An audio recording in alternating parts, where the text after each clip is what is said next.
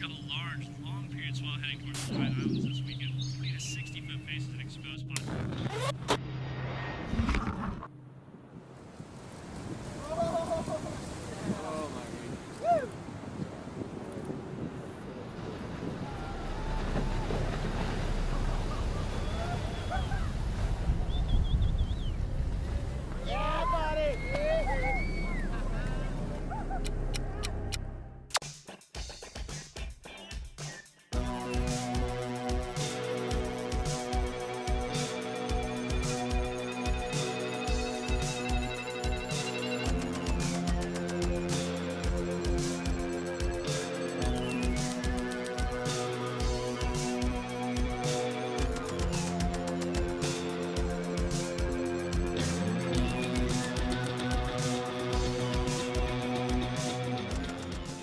This is a public service announcement from the Volcom houses.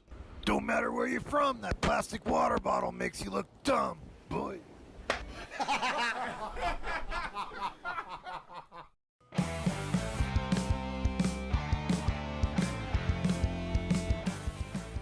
Aloha and welcome to Surfline live at Pipeline.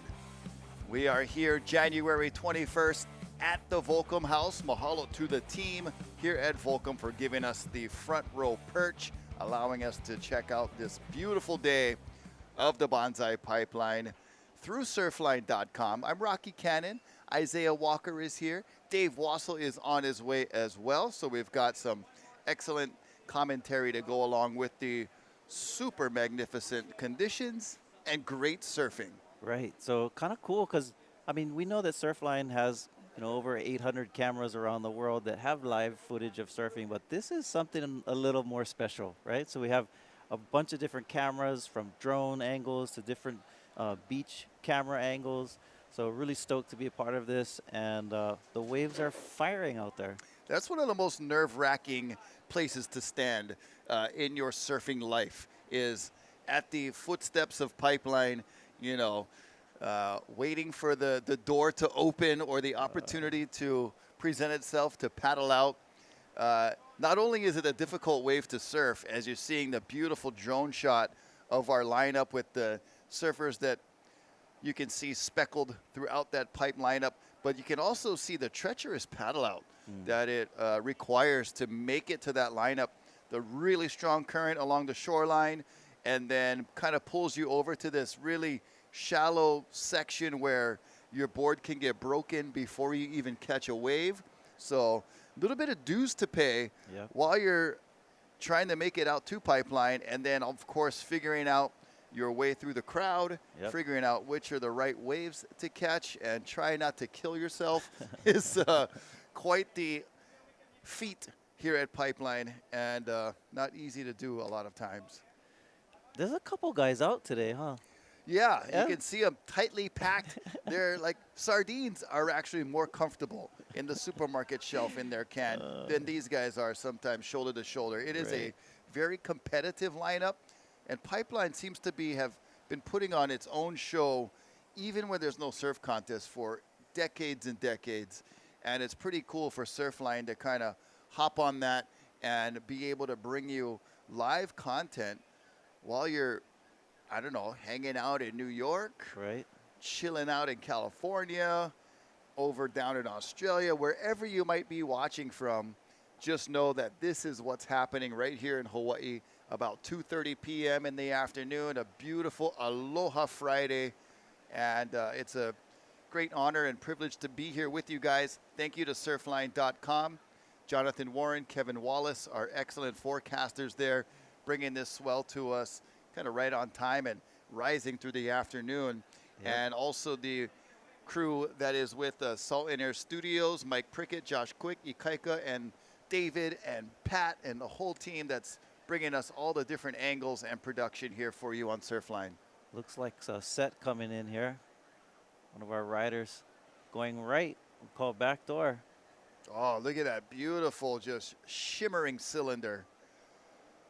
And check this view into pipe. Nobody going, everybody kind of getting out of the way of that one as one of our backhand riders. Nat Young. That is Nat yeah, Young. Santa Cruz, local. Back on the tour? Yeah, Pretty cool. he's back on the tour. He's warming up for the upcoming kickoff of Right. the World Surf League season right here at Pipeline. That's going to be exciting. January 29th is the start of that event, but Yeah. until then, we'll bring you some great action of the free surfing. Look at that. The backdoor view of backdoor. Yep. Oh, look at this. Traveling. That was a great ride. You know, cool thing about Pipeline is you still have a really good amount of surfers that are just out there for the pure joy, pure passion. You know, they're not fulfilling sponsors' requirements to try to get photos. They are straight up just genuine enthusiasts of Right. Pipeline. Right. And of Oftentimes we surfing. call, and then we have what we call the pipeline specialists who Yeah. just make a career out of surfing here all the time. And so we probably have a few specialists out there today. And look at this one. Going left, traveling on this one. It's a long barrel. Oh, man, that was such a nice ride. And it looked like a younger kid, so he's super stoked. Had a little bunny hop over the camera guy.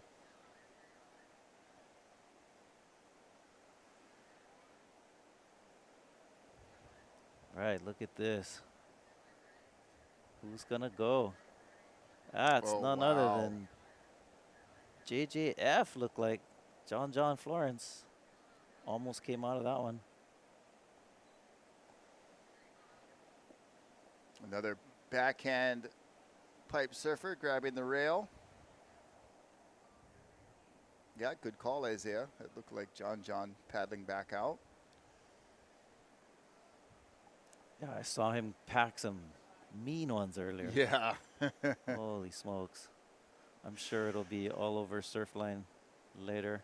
But there's been some really good waves. Well, if you dig this kind of broadcast and you want to see more of this kind of stuff, you just hit that like button on the Surfline channel there, and we'll be sure to bring you more like this in the future. Yeah, I heard him talking about like that they're looking at doing more of this kind of stuff where you just, you know, have live commentary, have all the different, you know, camera angles, and just at local surf spots when they're firing. There's one of our regular foot surfers. Volcom team rider right there. See the sticker on his board, and gonna either bring it back to the beach or take it around to the other side of the break. It is difficult to paddle back out at backdoor after one of these waves, so he could be going back out the long way as a pipe surfer finishes up on the inside section. Oh. And another backhand attempt. All kinds of Party wave wave. riding. Got the Yee. bodyboarders, prone, drop knee, body surfers. Got your half a dozen water photographers Right. getting their work done as well. So body surfing, kaha nalu.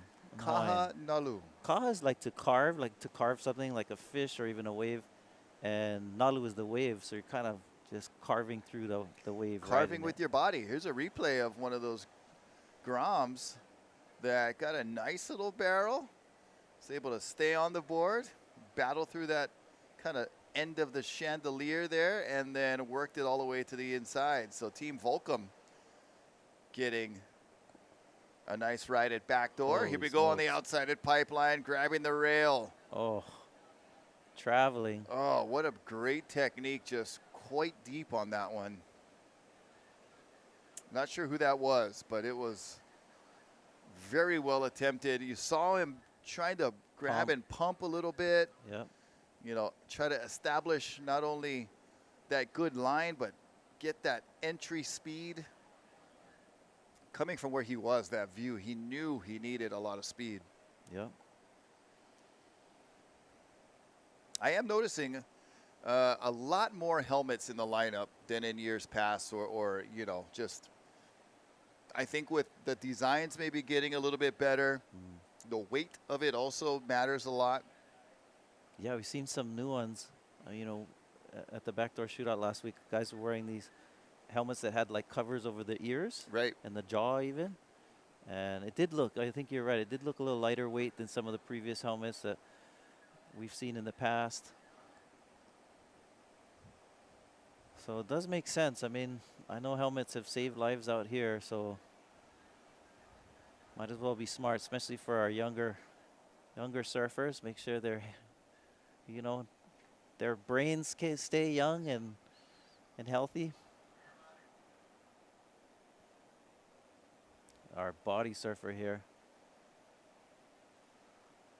Kahanalu.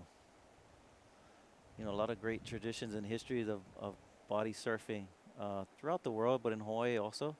Especially, here we go, the replay. That was that grab rail, just amazing technique and quite courageous. mean, Well, you see some of these waves are lining up just perfectly. Others, you know, like we heard from Kainoa McGee last week during our previous live broadcast, you know, the different bends and flexes that Pipeline does. And it, you know, it's our surfer getting ready to make that daunting paddle out and psyching himself up. yep. You know, sometimes it can be like Waimea jump rock in summertime. You'll see surfers sit there for a long time before they decide to pull the trigger and actually do it. Of course, I'm referring to summer at Waimea Bay on the jump rock. You'll see people stand up there and contemplate Yeah, long jumping time. about half the day. Same here at Pipeline during winter as we watch a backdoor attempt. I guess, you know, that could be said for almost all of our North Shore breaks of folks that are maybe getting out here for their first time or maybe got rattled the last time they were here for whatever reason. A little bit more extra time on the beach Oh, here before we go. paddling out. Oh, not the ideal way of taking the bottom turn at Pipe. Going for like, that's the Right first time underneath. I've seen the double hand plus the left leg stall There you go. for a goofy footer as we watch backdoor. Rider Trying traveling. to get almost looks like could be Tanner Hendrickson, but I was thinking one of the Colapinto brothers. could I be, call him sorry. could be, So many of you good surfers out there. We'll try our best to guess. yeah, could have been Griffin maybe, I was thinking Crosby, but or could have been Crosby. He's sometimes has a little more blonder hair, look at this but one. look at these waves on the outside. Opts to go left, stalling, gets in that barrel.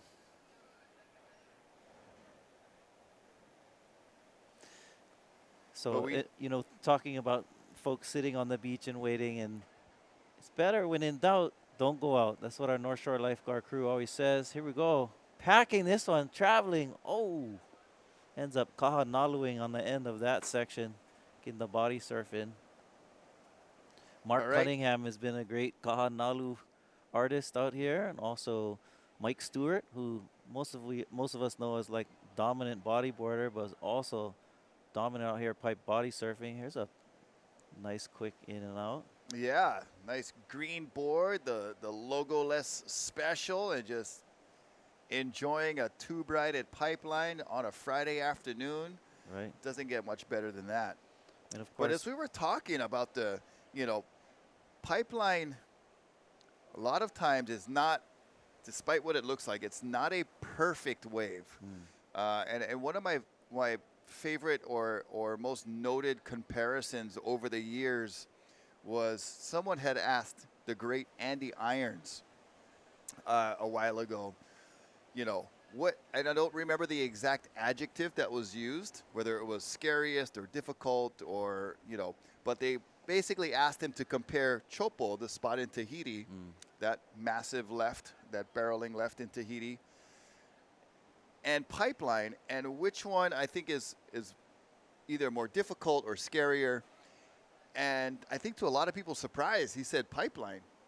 Because of the reason is that a lot of times it is not a perfect wave. You have a lot of wind coming up the face when it's trade winds. You've got the bending and flexing of the end of the wave.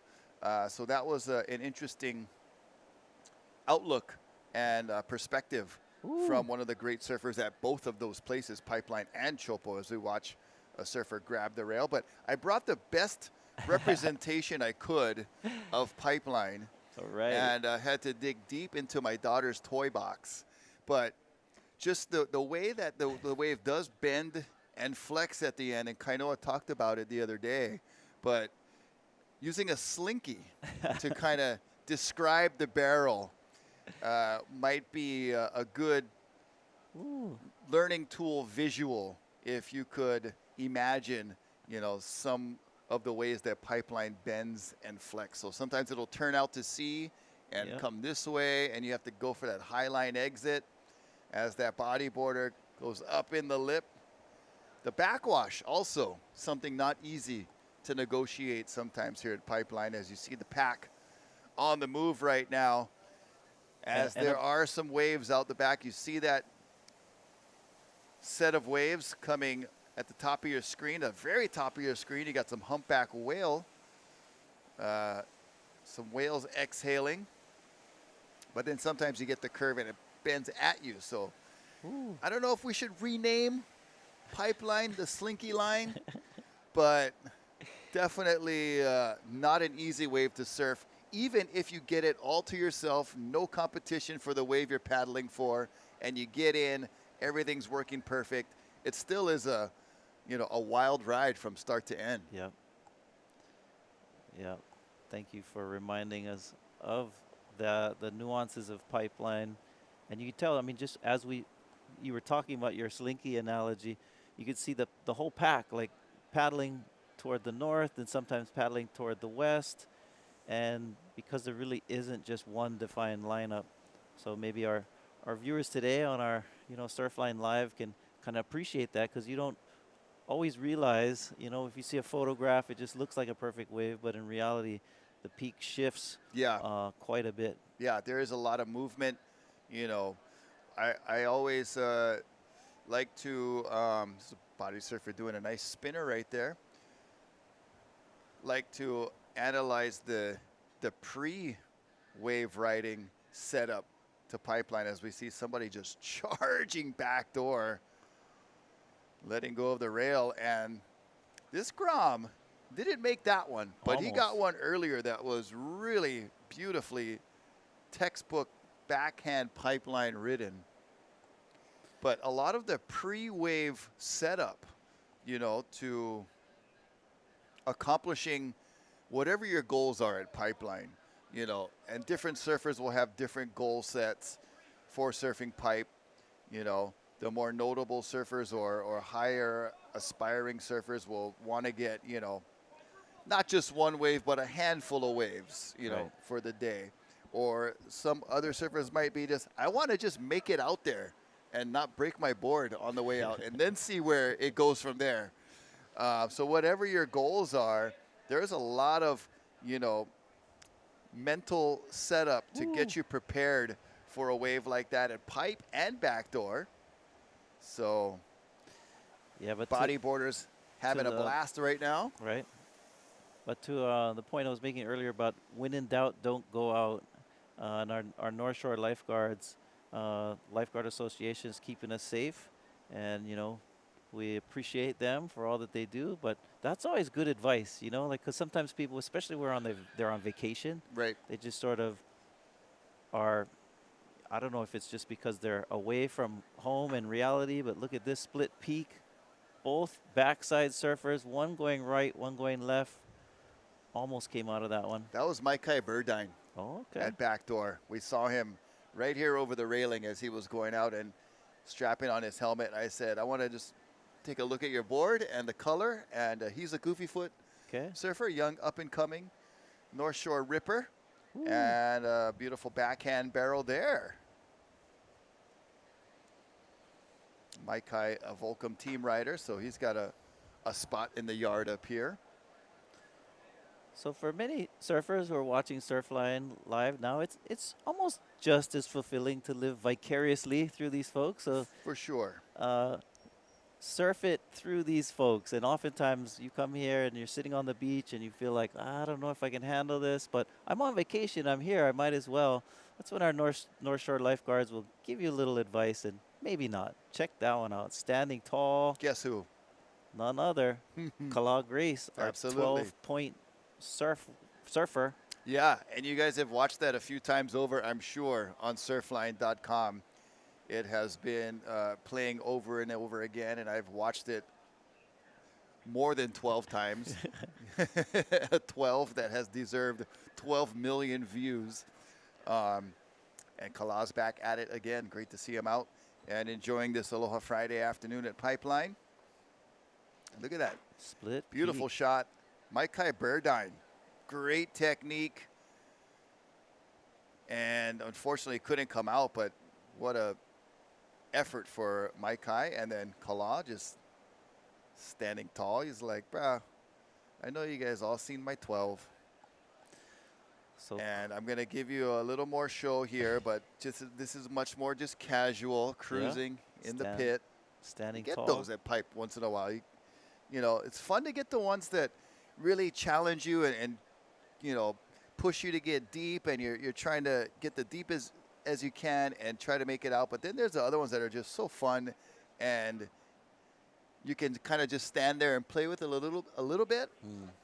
So it's good to get that little relief sometimes on a pipe wave where you're not having to work as hard for all intents and purposes, and Yep. So you you see can kind of just cruise them a little bit, casual kind. you can see the pack moving around, and you can see this beautiful drone shot.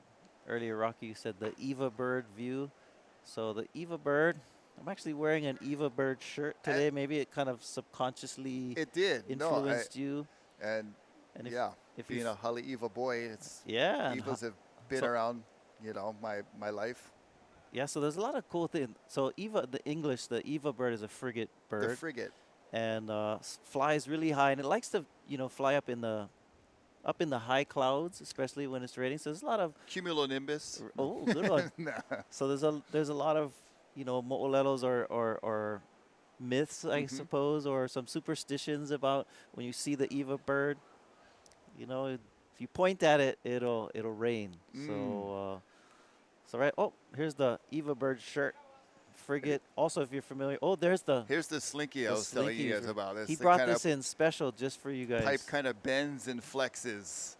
So that was our best live illustration we could give you, other than the wave He itself. stole that from his daughter just to bring it live to you to show the bending. Look at these reef holes and channels and Oh my cracks. gosh.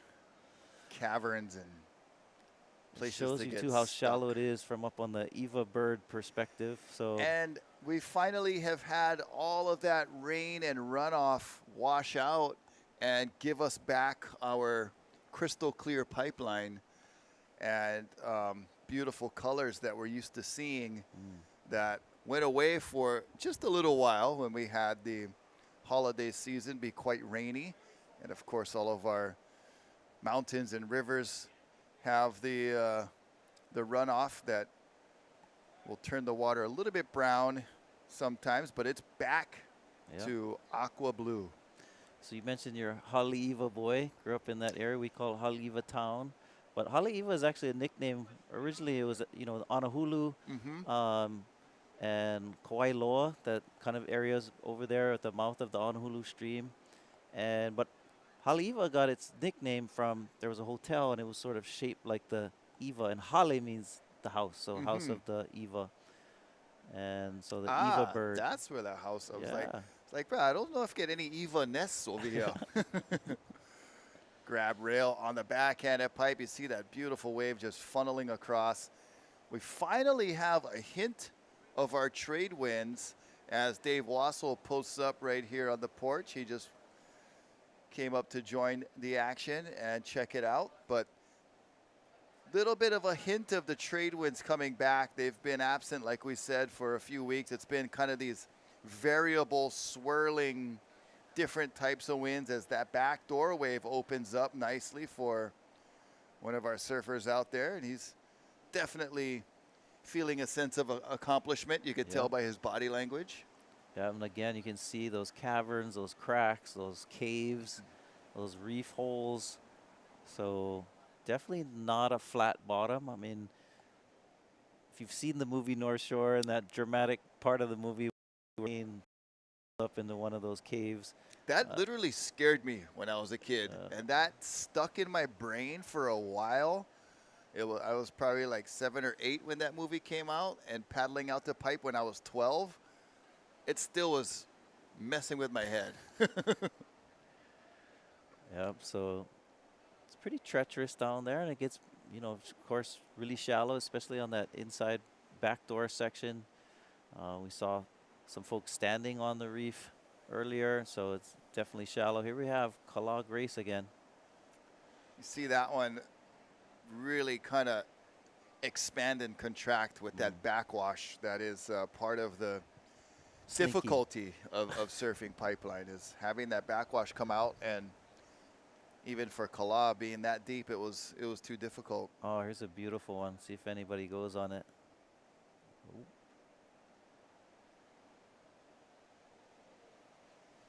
Yeah, it almost looks like, you know, if you pulled away the water, you know how they have the Drain the Oceans on History or Nat Geo on those channels, where if you were to drain the ocean over Pipeline, it would, and from that drone view looking down, it almost looked like the surface of the moon with all those pockmarks and indentions and, you know, deep dips and valleys. It's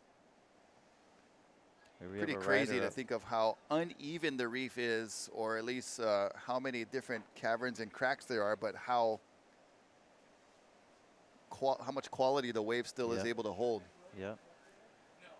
And of course, when we get a lot of the sand moving off the beach, it'll fill in a lot of those holes, right? Right.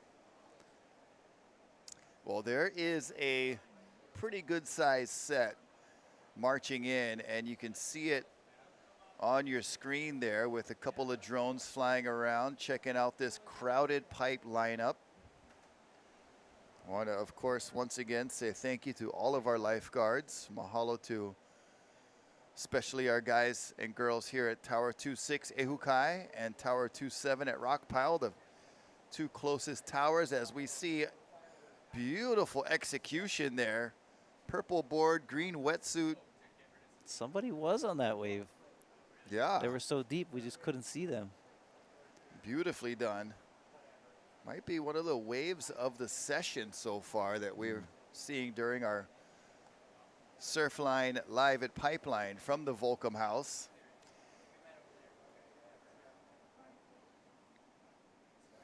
But yes, thank you to our lifeguards watching here. And, you know, working at Tower 26 myself some years ago, I really got a sense of how impactful and popular and famous Pipeline was when you would be sitting in the tower in July or August.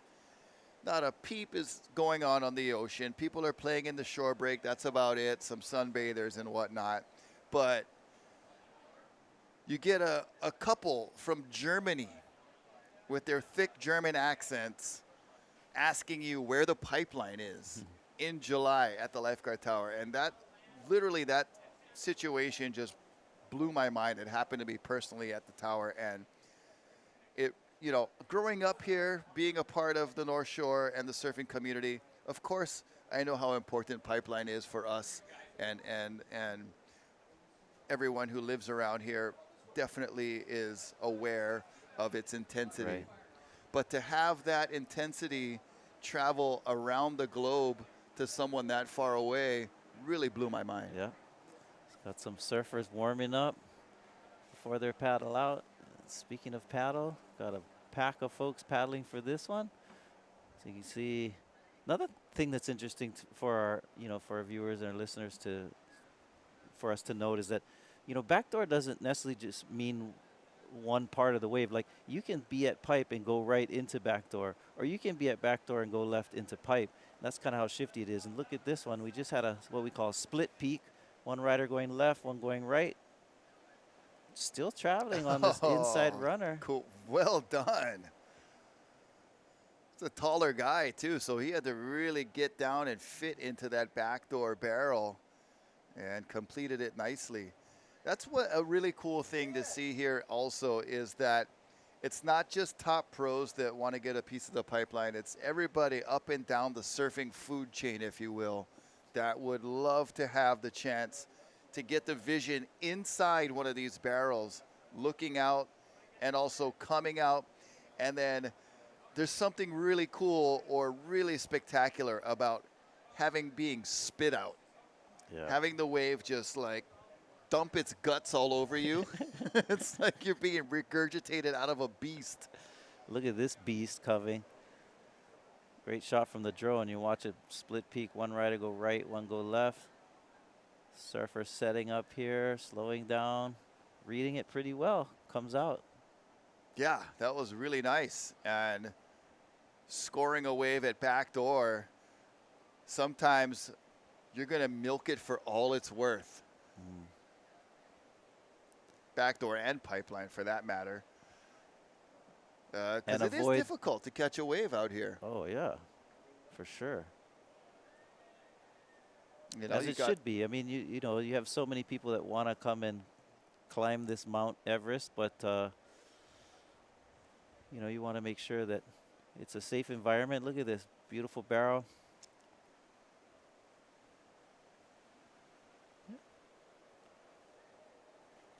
You're right, milking it all the way. And also, it's not just a matter of enjoying the length of ride, but avoiding that paddle back out, because sometimes in between, you know, pipe and off the wall, it's just a closeout that you do not want to get caught on. You know, and as you watch the pack move right now, and I'm looking over my shoulder to see the live action, but on screen, a lot of times too, if you can imagine the impalas or the gazelles that are in the field, in the savannah, and one of them thinks they see a lion and they start moving. The other ones are just going to go like, okay, I guess he sees one, so I'm going to start moving too. So a lot of that pack moving could get started by just one surfer thinking that he sees something. Yeah. And they kind of move like zebras or gazelles. You know, if one of them thinks they see a lion or a predator coming their way or something they want, it's really a reactionary type thing. Yeah, triggers the pack. Rider up, going right, slowing down. In the barrel, comes out.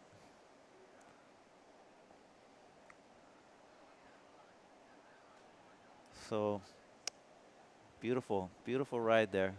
Look, the rider also went left in the barrel.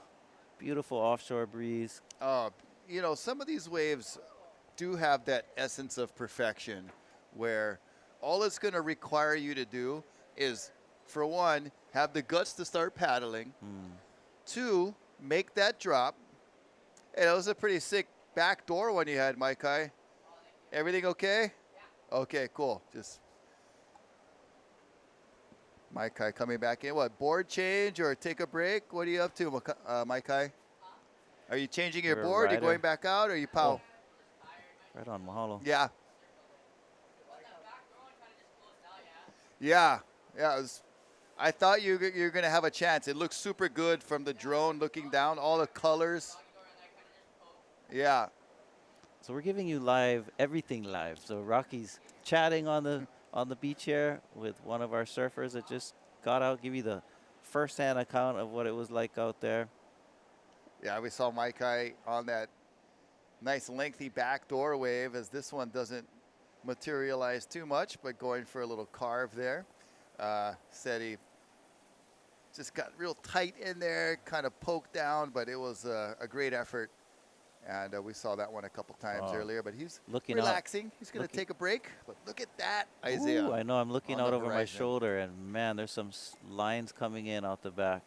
Well, the pack is on the move, and rightly so, as we see a bodyboarder and a surfer share a wave. Ooh, look at this one.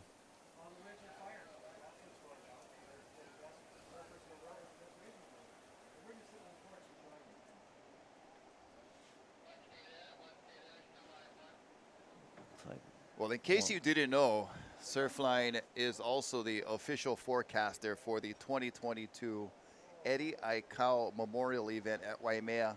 In case that goes, it'll be all due to the forecasting of our great crew at Surfline as we watch some grab rail technique on this replay. Just got forced a little too low, and that one was quite frothy from the wave before. But we'll bring you some more action. We've got Dave Wassel standing by. We'll get him in here for you guys shortly as well. Yeah, I mean, the all here forecast, from it's, the Volcom house, Isaiah. yep. So, I mean, the waves are supposed to get big tonight, right? Like, I don't know if it's eddy worthy for tomorrow. Probably not, but. I think we're just going to, you know, tickle the warning level. Yeah.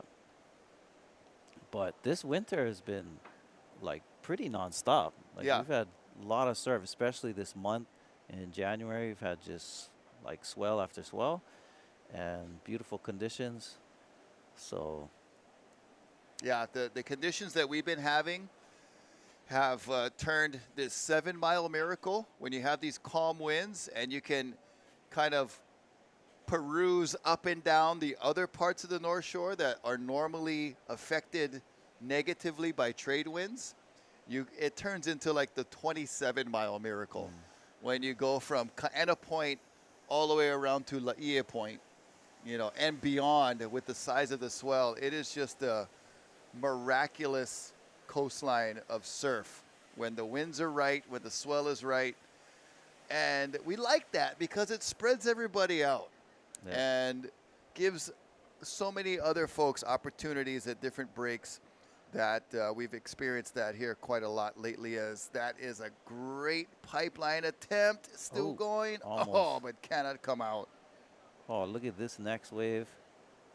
See if anyone goes. Oh, he's going to go backdoor, and then we've got a bodyboarder going pipe, just free falling out of the sky, but that one shoulders off. Really into that West Peak area of pipeline. It does seem to have a lot of west in this swell, Rock. You know, because it seems like, I mean, especially the direction here, we're seeing it kind of coming from the left to the right. Another replay of this barrel. Drone shot looking down on that beautiful. He was traveling. Almost made it out. You saw his silhouette just kind of almost get out of that Look at this exit. sideways riding. Yeah, the side slip boogie, like the old school wave warrior Herbie Fletcher action. Like goes riding on one of those air mattress kind. Yeah. Oh. Well, you mentioned it earlier, Isaiah. Surfline has over 800 cameras around the world and really has revolutionized the surf check ability of surfers around the world. And if you're watching right now on surfline.com, you're one of those who appreciate that convenience and that incredible ability to know before you go. Oh, Surfline is definitely taking the cake in that category. And Kala Grace may have gotten away with his 12 a few days ago last week, but, you know, Pipeline, you always got to catch up with your payments. Yep. And that last one right there, Kala was paying the piper. Oh. Yeah, it's not all glory. You know, there's massive amounts of dues to be paid here, whether it's naturally from just being in the wrong place during a wave. Kala gets a 12-point ride last week, and was that his body? Oh my and goodness! He got exploded. I hope he's okay. I'm gonna look over my shoulder just to make sure I see him paddling back out. But that backdoor ride was pretty good. Got real frothy and bumpy on the end of that, but so he's super late. Just to make that drop is amazing, but he is just right in the lip and gets catapulted to his right side and then gets pulled back over. Definitely doing the washing machine pipe cycle right there. Oh man, I mean, Bruh. The good news was that he was able to get an extra breath as he went, you know, popped up for the second time getting flogged. But oof, when that lip hit him and just tossed him, you know, that looked last painful. week when I watched him get that 12, I was a little bit jealous.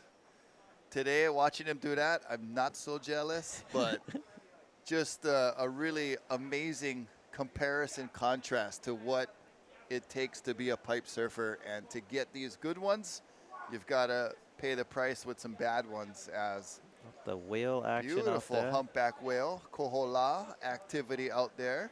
Yeah, kohola, the name of the word for whale. And one of the blessings on the North Shore, you get to see a lot of beautiful wildlife, and our kohola like to surf out here too on the North Shore. Yeah, these had some iconic pictures and video of whales riding pipeline, but that right there was a pretty cool pipe wave for that young surfer. Well, another split peak, one surfer going left, one going right. Getting a quick cover up at backdoor. Man, that's like, that guy's got kind of like that Donovan Frankenreiter, Brad Gerlach style going on. I think that's just the hair. That too, but Yeah, yeah. something about the shoulders, you know, and Okay, that yeah. style. Yeah, we've Got talked it, about that style kind of hunchness. A lot of times over the last, few broadcasts we've done, and definitely a way for surfers to have their own style, but also to kind of have familiar styles as well. I was talking about kaha nalu earlier. It's the Hawaiian word for body surfing. And we've had a lot of great body surfers. And just want to shout out to some of them. Shawnee Noka, it's kind of like one of the kind of modern day pioneers of bringing, kaha nalu to the forefront again. Kai Santos and many others. Is real cool community of body surfers. Yeah, And what trips me out is they come in all kinds, shapes, and sizes. they definitely do. And, some of the body surfers, you see them in the supermarket, you're like, you would never guess that. That person is an amazing body surfer. And the stamina, as we watch a beautiful pipe wave there Goes for by the our air. young goofy foot surfer with the pink board and silver helmet, and going for like the ultimate pipe combo, get barreled and then under the lip and come out and do an air above the lip. But to add on a quick shout out to body surfers, just incredible shape that they have to be in, stamina, cardio, all of that amazing. Racing down the line. Ends up kicking out. But yeah, that's whoa, here we go. Beautiful live action. Oh, that Slowing must down. be Daiki Matsunaga. Oh, signature yellow wetsuit. And there is something about that that we'll talk about a little bit later. But, having so many bodies out at pipe as we look at a beautiful frontside pipe wave, so many bodies, so many surfers. If you are looking to either, make a name for yourself or to stand out, might be a good idea to wear something that something distinct. stands out.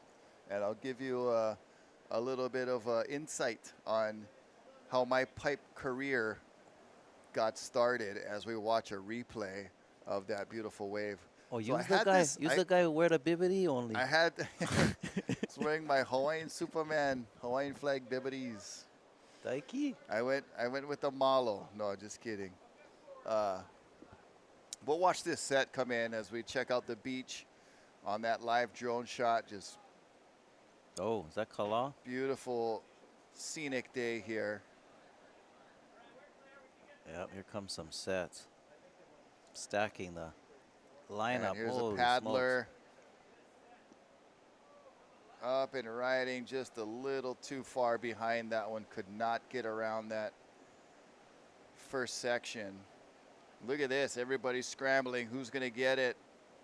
smokes. And Oh, when you're the guy in the spot, you got to go. oh, standing tall. Almost looked like Makana Pang. I maybe? was going to say the same thing. I know a lot of times he wears the wetsuit, so hard to tell, but But in my early days of regular pipe surfing, age 19, we watch what looks to be Makana Pang. Yeah. I had this yellow, bright yellow, like safety yellow XL tank top. Tank top. And not many guys in this was like early 2000s were wearing tank tops anymore. But Right. I wore that every session just to, be noticed. Stand out. And it got me into the Pipe Masters. Nice. So for that, I'm forever grateful to that tank top. But we're going to take a short break. We'll be right back with more Pipeline on Surfline. We'll have Dave Wassel come join us in the booth. We'll be right back. Stay tuned.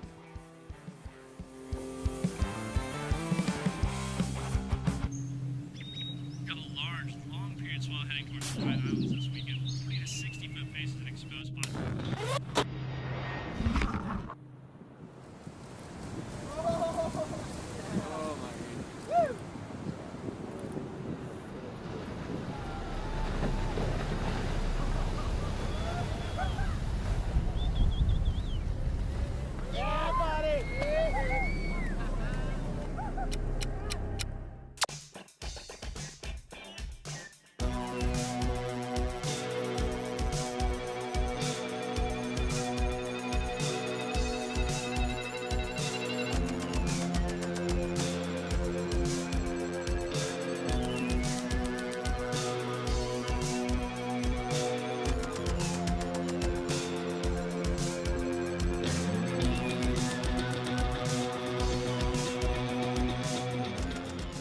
This is a public service announcement from the Volcom houses.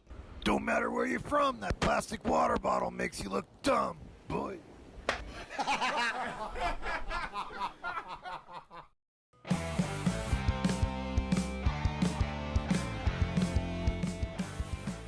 Oh yeah, welcome back to Surfline, live at Pipeline.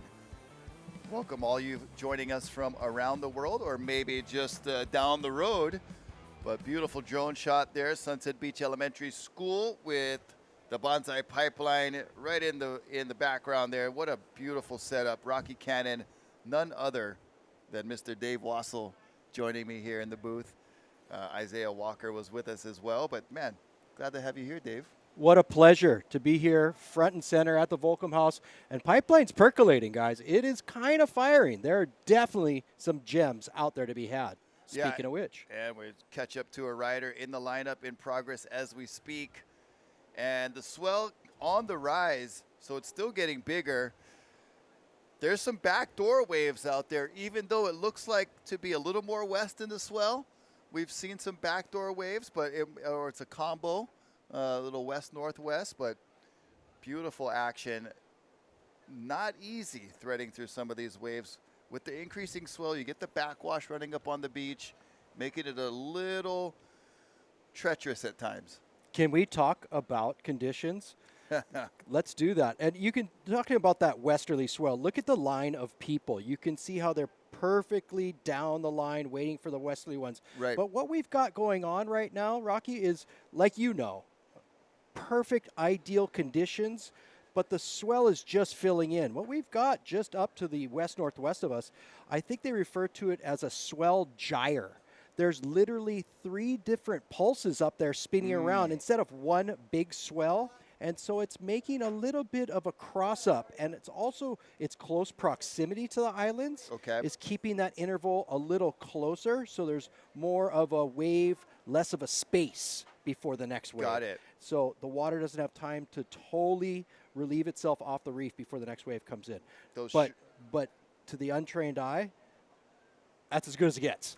Yeah. Right? You're looking at blue water, sunshine. I'm out there. Palm trees. Get me Just some. a little light offshore, and not to mention all kinds of scenery. Here we go, grabbing the rail, tucking in for some tunnel vision. So I'm definitely noticing that there are some pros that are practicing for their upcoming pipe contest on the 29th. But also there are a lot of folks out there that are just, weekend warriors, Aloha Friday afternoon, trying to get a few waves in at pipe. A lot of groms. And groms as well. Yes, good call. And so we were discussing these conditions. Look at this split peak conditions. Perfect. That was a fire-breathing dragon. Yes, sir. Now, we talked about some of the Groms, some of the pros. I saw a couple great rides from some of the local guys. But also, one of our standouts this winter, right? Kala Grace. Right. One of the best out there. Got a 12-point ride in the Hui shootout. Having a tough time. Yeah. You know, so it's not a walk in the park here at Pipeline. Just because you're bred on this reef, your uncle is Derek Ho, Right. 93 world champion, the best surfer at Pipeline, doesn't mean every time's going to be a success. Yeah, and we were talking about the dues that have to be paid by everyone. No matter what your background, no matter what your creed or surfing talent, ability, etc. You got to have your checkbook ready for pipe. Gotta pay to play, huh? I love that. Oh, look at these waves that are approaching right now, and you see all the trails of water crossing up. It is a dogfight to get one of these waves at pipe, and somebody got it, and then they got it. So back to the conditions. With this interval kind of being closer to, I'd say, a 13-second interval. Okay. Just by looking at the waves, they're not as throaty. You see them kind of running off and getting a little pinchy on the end. Right. That Pipeline loves more of that 15 to 17-second interval. Doesn't mean it's not great Pipeline. Right. I mean, I'd pay a lot of money to be out there right now. My Absolutely, my pocketbook friend. is jumping out of my pocket right now. Grab rail technique, looking for something, but that one not doing the super hollow thing. So just cruising into the channel is that regular foot surfer, and coming out of this one, no. Somebody was camping out in that pipe barrel. One of perhaps the best things about this shorter interval Pipeline, Ouch. I was just going to say it kind of lets you in a little easier, but obviously for that young man, that might have been, he definitely rolled the dice and came up snake eyes. It does let you in a little easier, kind of like that wave did right there. But as it runs off, and you can attest to this, Rocky, you're a student of Pipeline just as much as anybody. A little too much west, what happens? You know, it starts to bend back out to sea a little bit. And that's why I brought my Slinky to kind of like show you, you know, the way it does bend and flex. And it's not a perfect pipeline every time. Okay, I thought you just had one of your kids under the desk and that was one of their toys. Gotcha. This is actually a visual tool, just in case we need it. Yeah, you know, being like you said, you know, you really do become a student of this wave, or you become a pupil, if you will, and getting to know it in every type of its conditions, getting to know all the personalities that it has, as well as the other surfers have out there, joining you in the crowd. There is just so much to think about. You can dedicate, you know, and we have a professor, Isaiah Walker, with us. You could dedicate an entire semester just on Pipeline, maybe a full 4-year doctorate of getting everything there is to know about Pipeline. You know, that's a great perspective, but any coach, like, say, Ross Williams, John John's coach, he'll tell you straight, don't overthink it. Right, of course. Try to keep it as simple as possible. And in the end, you really have to let the wave do the talking, don't you? And yes, and you know, and you'll get your chances if you're serious about surfing out here. You'll get your chances, and you do have to be ready. And we talked about earlier of having to go when your name is called. You know, it's almost like being in a classroom when it's your time to stand up and give your presentation. The teacher calls your name. You better be ready. When somebody like Kainoa McGee or someone calls your name or calls you into a wave, you better go. You cannot back out. If you have any prayer of surfing more pipe in the future, you cannot not go. It really is that gladiator pit, isn't it? Yeah. And those big local guys, they're the person with either the thumbs up Yeah. or the thumbs down. Totally. There's Caesar. Check it out. Beautiful technique. Great wave. That one held open. Not super deep, but, you know, some of my most favorite waves out here have not been the ones that I've been, like, incredibly deep. It's just more of that view that you get and being able to stand tall and enjoy the ride a little bit. I will have to agree, and I'll say my favorite sessions at Pipeline are when I come back in one piece. That definitely is a bonus. That is a beautiful picture. Thank you so much to Pat Myers flying the drone. That, I mean, you couldn't paint a prettier picture in the Sistine Chapel. That is gorgeous. We are all on our knees thanking the Pipeline right now, solemnly and patriotically. It is just a beautiful place to be. Beauty mixed with just the ultimate danger. I mean, how many times have you seen these beautiful days and a lot of carnage? Speaking of Kala Grace, he had carnage on his last wave. He fares a little bit better right there, but the contrast from going a Hui shootout perfect 12 to getting blown up at the bottom of one of these waves is just, you don't get any further extreme. I love the fact that Kala Grace, 1, wears a helmet, 2, has the heart of a lion. He's been getting, you know, not the best waves, not the best rides. On his last wipeout, he actually had his leash blown off his leg. It didn't break. Oh, wow. It literally just became detached from him. A real scary situation, but he's got the heart of a lion. He's back out there, and he's throwing it all on the line. Speaking of throwing it on the line. That's Makana Pang getting a gift. His name, Makana, means gift.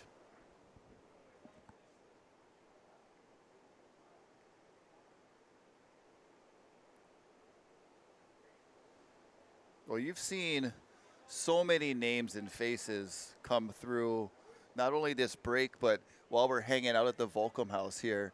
You've seen your run of surfers from all over as we watch. I think that's Makana enjoying a beautiful pipe wave.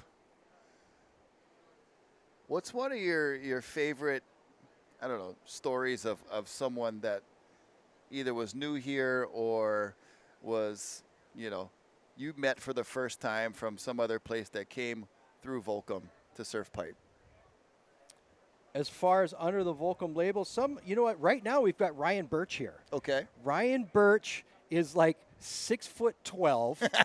He's as white as a ghost. Great guy. Shapes his own equipment. It's very different. Uh-huh.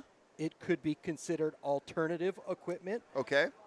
but loves to surf, and he's out there on those days when it's not the best. It's a little Right. too big, but he's out there because he loves surfing. I really appreciate his different approach to riding waves. Okay. That's what's so cool about living here. Balaram Stack is one of those guys, like, say, Makana Pang. Makana Pang, born and raised here on the North Shore, he kind of looks for a specific wave out there. Right. Where somebody like Balaram Stack is just going on every single wave that comes in. Right. Because he knows he's from New York. He might not have this chance again for a while.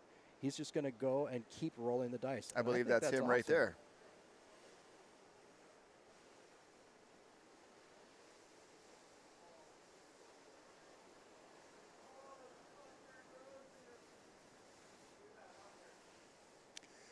Oh, the bodyboarders always have fun here at Pipe, as you can see. It's been somewhat, you know, the give and take over the years with different wave riders and different types. Speaking of pros, that looks like the young man from Italy, Leonardo Favoranti, out Leonardo. here making the most of his time on the North Shore. There's a replay of that last wave at backdoor. Not the most perfect wave, but pretty well executed. As you said, that close interval, having the waves after kind of sneak up on the waves before, and having the residual effect of all the foam and backwash as some great technique there. That looks like the young man from the island of Kauai. Legend Maganalu. I'm pretty sure that was one of our neighbors right next door. All right.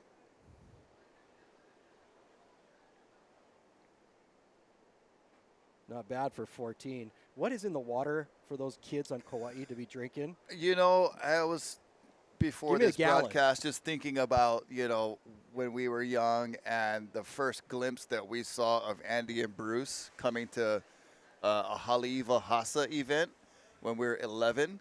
Andy was like, you know, had a beard and everything already. And we were just tripping out on how advanced and how well they surfed compared to what we thought was good surfing among our peers. And they just really forced us to take it to another level. And I think that's the warrior mentality that has been bred into the people of Kauai since early on. Look at this young man from Kauai surfing well beyond his years. Very mature. You know, mom's right next door, Coral. Stevie Woo's watching online, I'm sure. What's up to all the peeps over on the North Shore of Kauai? You guys are doing a great job of raising these kids right. Let's just say that. Yeah, not only in surfing talent, but being good people.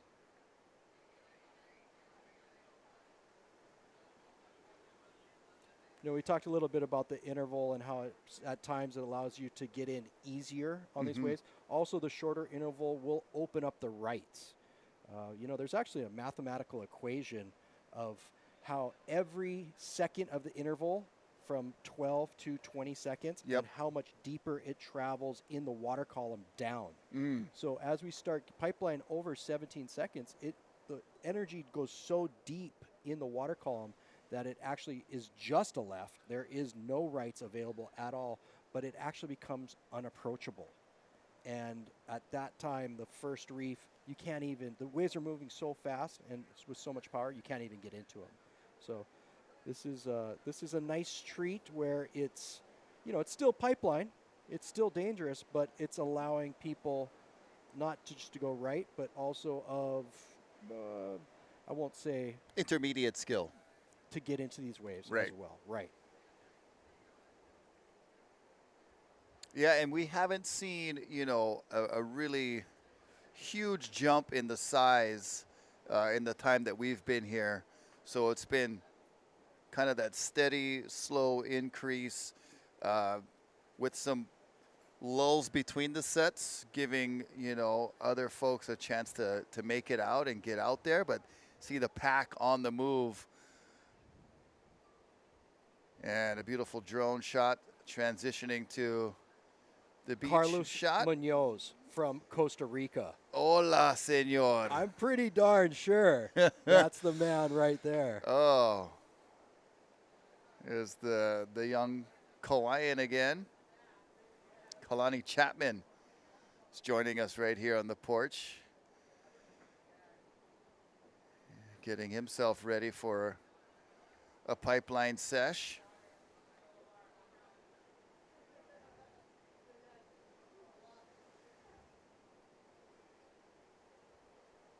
Carlos Munoz right here on the replay from Costa Rica. This kid's part of every surf session is amazing, but have you seen that snapped 4 video? I need to watch it. I haven't yet. It came to my attention during the Hui backdoor shootout with Team Snapped 4. Okay. So I do have some homework to do. Pure, unadulterated surf porn. Wow. It is amazing. Right from the very get-go to the very end, it'll have you on the edge of your seat.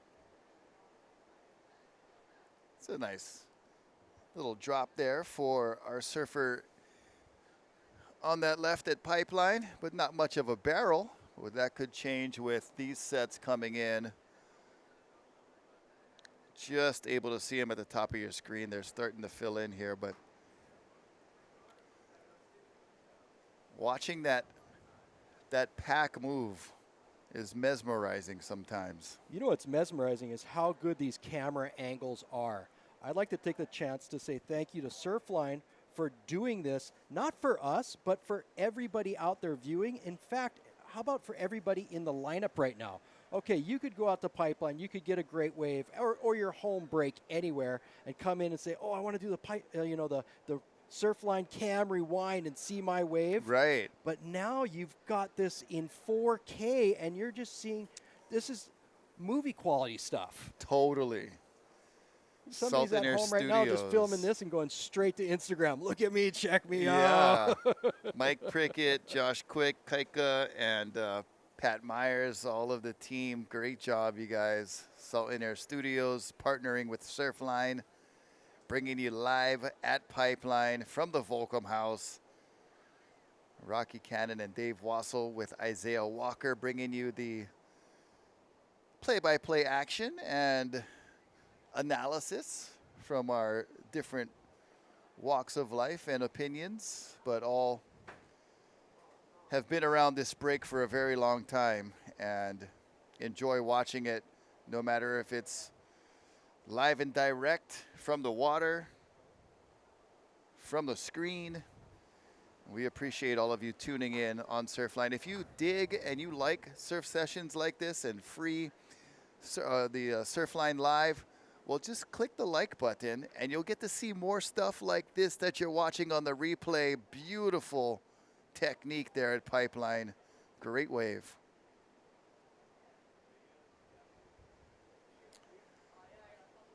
I think there's also a section where you can send some comments and questions that'll get to us, and we open up the questions here, Dave. Well, we've told you a little bit about who is out right now in the water. Do you see anybody riding single fins anymore, Mr. Dave Wassel? Single fins, no, I don't.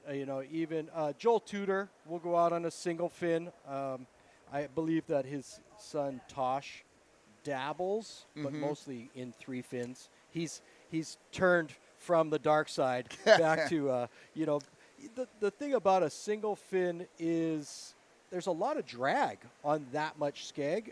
Also, getting the projection down the line is a lot trickier. Totally. So therefore, you're limiting yourself on the waves that you can approach. Absolutely. I dabbled in it for like 30 minutes.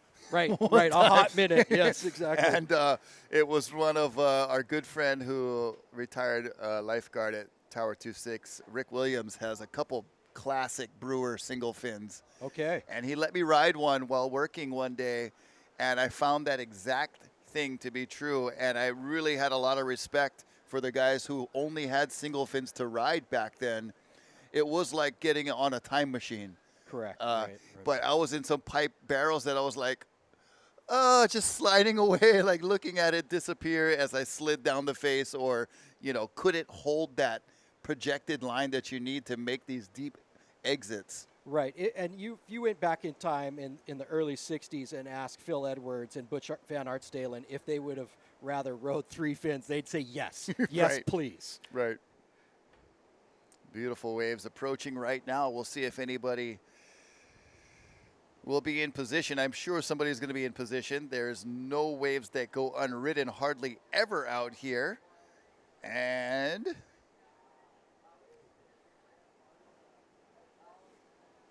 That looked like Jesse from the island of Kauai as well. yeah, it was silent only to try to study and see who that was, staring deeply into the screen. It's interesting. When we had the event here just the other day, how frothing everybody was to get out there because there's only a couple hours. Look at this. Yeah. Okay, yeah. Pipe's not that good. Oh man. It's That only one- okay.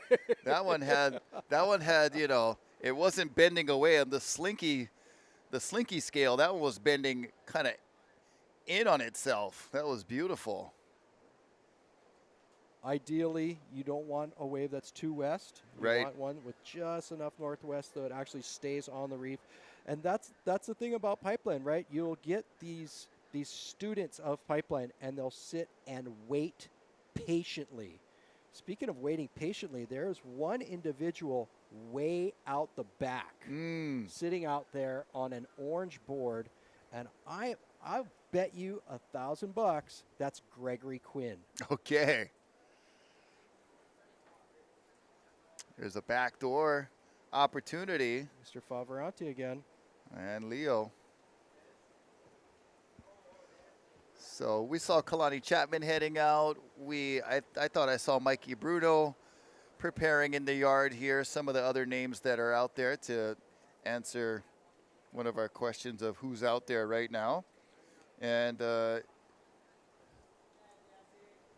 a question coming in. Who's the best body surfer you've seen?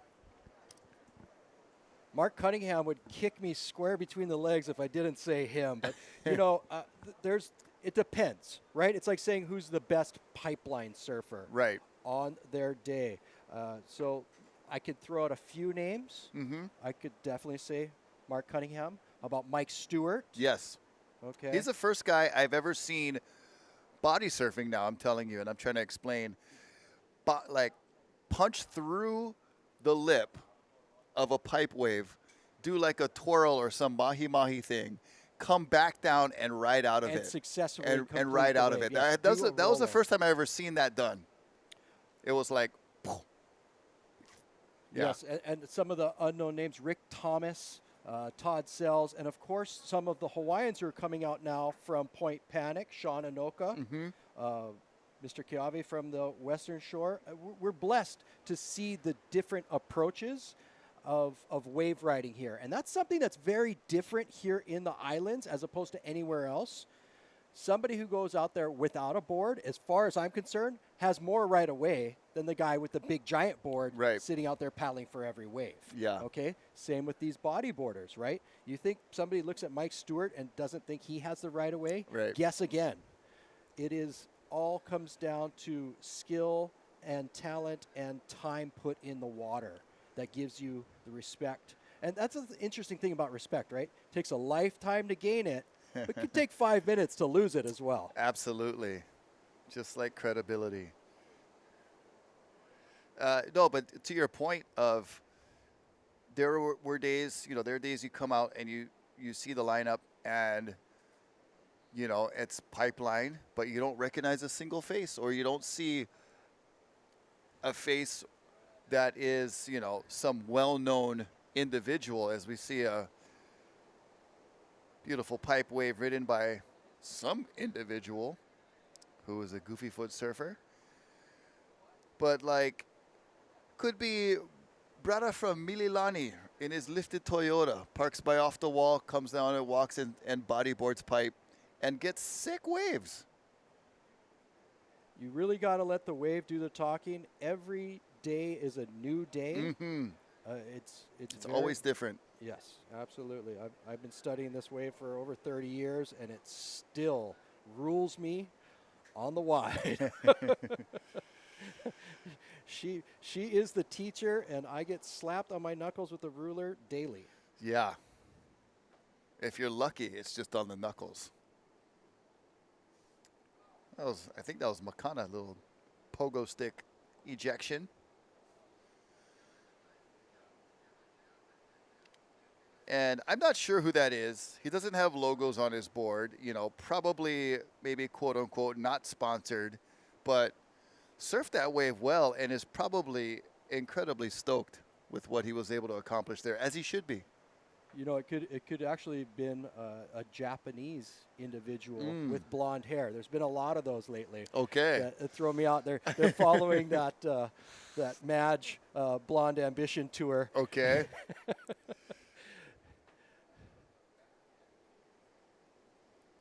Madonna and I were on a first name basis. Okay. We call each other Madge. She calls me Hoff. Okay. What is what it is.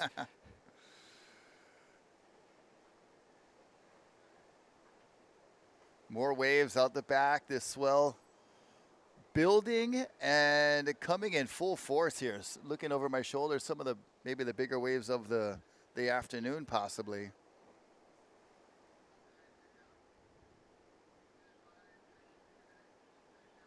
You know, it's a really neat thing to see is the backside approach to riding pipeline, to where now I'd say 9 out of 10 of the best rides going down are from backside guys. Being able to control your speed on your backhand is, instead of just running and gunning on your forehand, is amazing. And a quick study I've seen, Koa Smith from Aina Kauai, as well as Jack Robinson from Western Australia. They are really, really becoming quick studies and taking full advantage of these times where there's not an event to when there is an event, they're really going to throw it on the line. You know, Jack is on the World Tour. Yes. And they did that thing over at the Surf Ranch, the Ultimate Surfer. Right? And Ezekiel Lau won it. Right. And whoever won it was going to get into 3 of the events on the World Tour. But Zeke double qualified, right? He's back in. So does that go down to number 2, Koa Smith? And if that's the case, that kid's putting in his time. Yeah. He is a threat. Yeah. Yeah, they better watch out if that's the case. There's the run and gun going for the deep ball, but unsuccessful. But yeah, the backhand tube riding, you know, at Pipeline especially, you know, obviously it was considered to be a disadvantage all the way up until, I believe, the Kelly Slater era, when he went out and performed some of those barrels on his backhand, really opened up the playbook for regular foot surfers to succeed on the left. And speaking of quick studies, we mentioned right there, this young man from the North Shore of Oahu, but from the North Shore of Kauai, Bruce and Andy, they really did take it to another level. For sure. And they transferred that from their island home on the North Shore of Kauai to Pipeline, then to Tahiti. Yeah. Well, with that, we'll take a short break, and we'll be right back on the other side with more Surfline live from Pipeline. See you soon.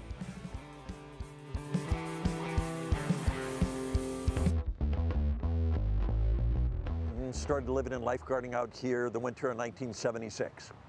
You do the math. I look for a west swell and offshore winds, and I pray to God it's going to be on a weekday. I would say it's more dangerous than ever, more deadly than ever, with the amount of people out in the water. More cars on the road, you're going to have more accidents. More people in the lineup, you're going to have more accidents. People have died out there on 6-foot days. And it's just a matter of being at the wrong place at the wrong time. Accidents can happen to anyone at any time. They've happened to the world's best surfers out here. In regards to safety, the classic line of, you know, in the surf is know your limits. Don't bite off more than you can chew or that you're comfortable with. Don't let peer pressure put you into dangerous radical conditions that you're perhaps not prepared for or fit enough for, mentally or physically ready for. You know, when the shit hits the fan, we are gonna be, who you gonna call? It's the guys in the red and yellow.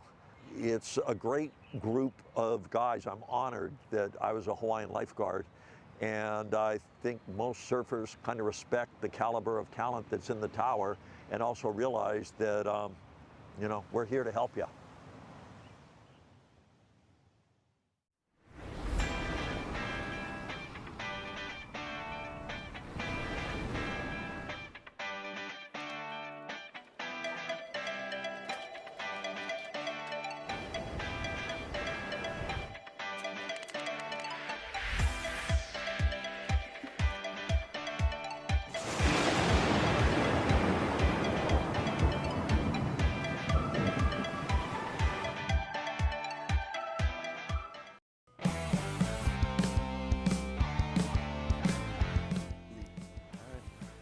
Aloha and welcome back to Pipeline, where we have Surfline Live providing us with some amazing 4K footage from all kind of different angles, from the sky, different angles on the beach, and able to watch what's happening right now on this January 21st, 2022. A little bit of replay from our break. Slowing down, pulling in the back door, manages to come out.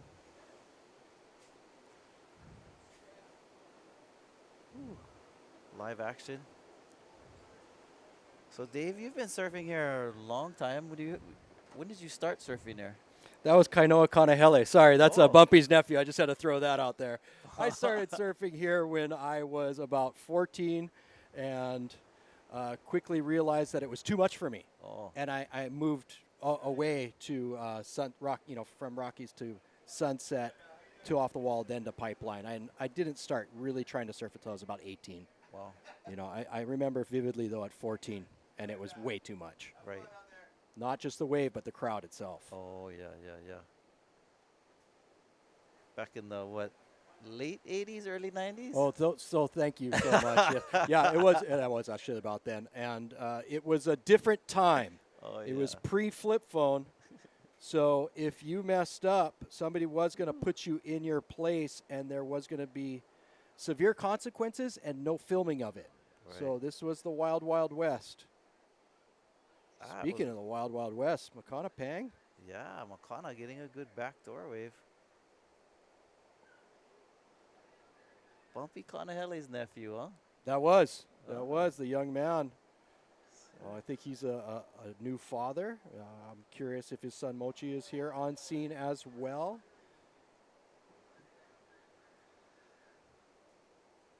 Right. One of those old school Kanaka types. Yeah. Love the guy. Love the guy. Oh. Somebody going left here.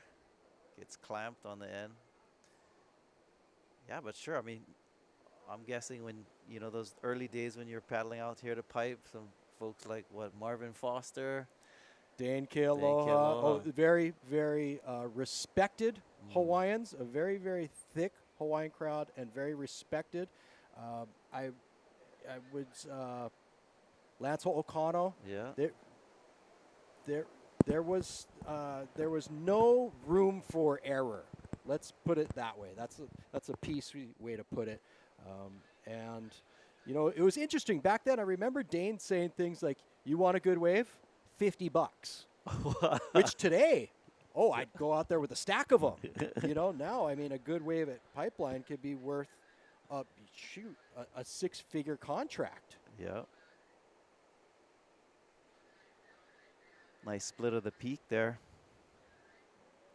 I'm kind of tripping out. I mean, you're talking about how, you were 14 and coming out here and you learned that, you probably had to work your way up a little bit. Check out this bomb. But I'm noticing now on the Surfline Live today, at least, a lot of young guys out there. There is. So there is a big push to be the young kids out there and to really start. Well, that's the thing, right? Let's talk about that. How it went from a $50 bill could get you a good wave from Dane Kealoha to now you don't have enough money, okay? You got to be Elon Musk, and still you're not getting to ride into space on one of these gems. No way. But that's the thing, right? It's become monetized, right? And the surfing sport is so popular now that unless you're really good at Pipeline, can you really consider yourself a great surfer? Look at this. That's replay. really what it's come down to. So these kids see that, and their parents see it, and they're really pushing for it. The good thing about it, Mr. Walker, is that I see a lot of these kids wearing helmets. Right. It's real. Yep. Yeah, It's very dangerous. And I don't want to get into that part of this. You know, yeah. there is always going to be a safety aspect of surfing, whether it's at your local break or if it's here at Pipeline. The crowd, the reef, the consequences are as real as they get. Yep, and on these young minds, you want to keep them healthy. Those concussions could take place out here, and if you get knocked out at Pipeline, that can spell disaster. Look at this beautiful, let's go of the rail, spit out of the barrel. Sick one.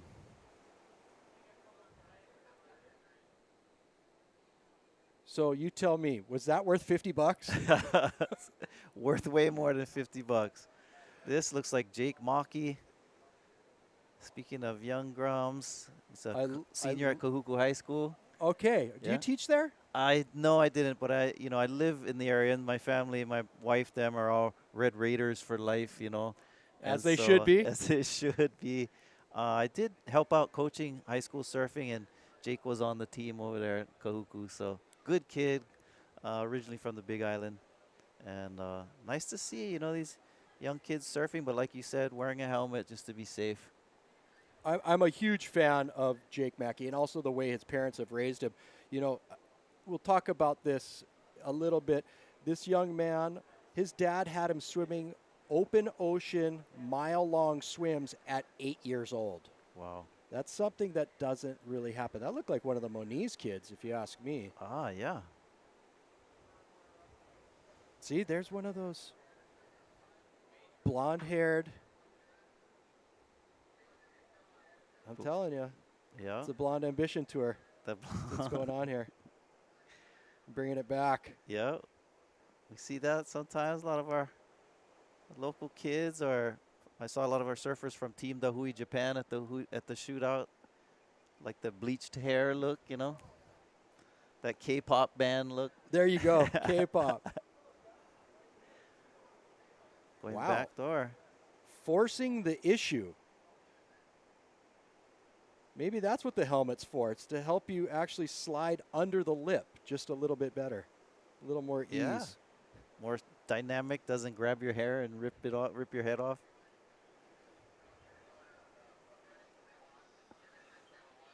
So yeah, Dane Kealoha, awesome. I remember as a kid looking up to Dane Kealoha, especially in those Wave Warrior series videos. Of course. And he was, one of the first guys to show the world how it's done going backdoor at pipe. Whereas, earlier, like in the early 80s, going right wasn't as popular. But we had guys like Dane Kealoha not just pulling into the waves at backdoor, but pumping and weaving and showing how to really ride over the foam ball, which, today is what, our surfers are aiming to do, is not just pick a straight line, but to be able to pump through it. Oh, my goodness.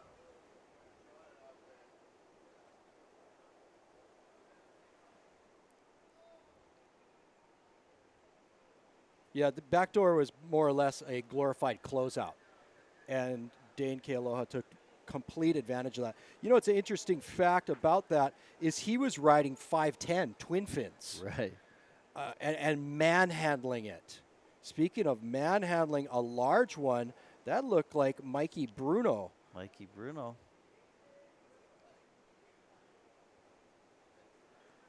That was an exceptional example of how much power Pipeline has. It literally went from an 18-foot triple overhead face, sucked up every single drop of water to where it just ran out of water on the end, and it was waist high. Oh, that's a Look great at way all to the look at it. force and energy behind this wave. Oh, this is that glorified closeout. Oh, my gosh. goodness. That's one of those times where you want a helmet, butt pads, elbow pads, shin pads. Here's Mikey's wave. Yeah, I love how you're right. It goes from a massive 18-foot face, and then it just, like you said, runs out of water. All of it just concentrated right in that one bowl where Mikey was in. Unfortunately, didn't let him out. It's like somebody looking deep. Our bodyboarder is going to, two of them, party wave.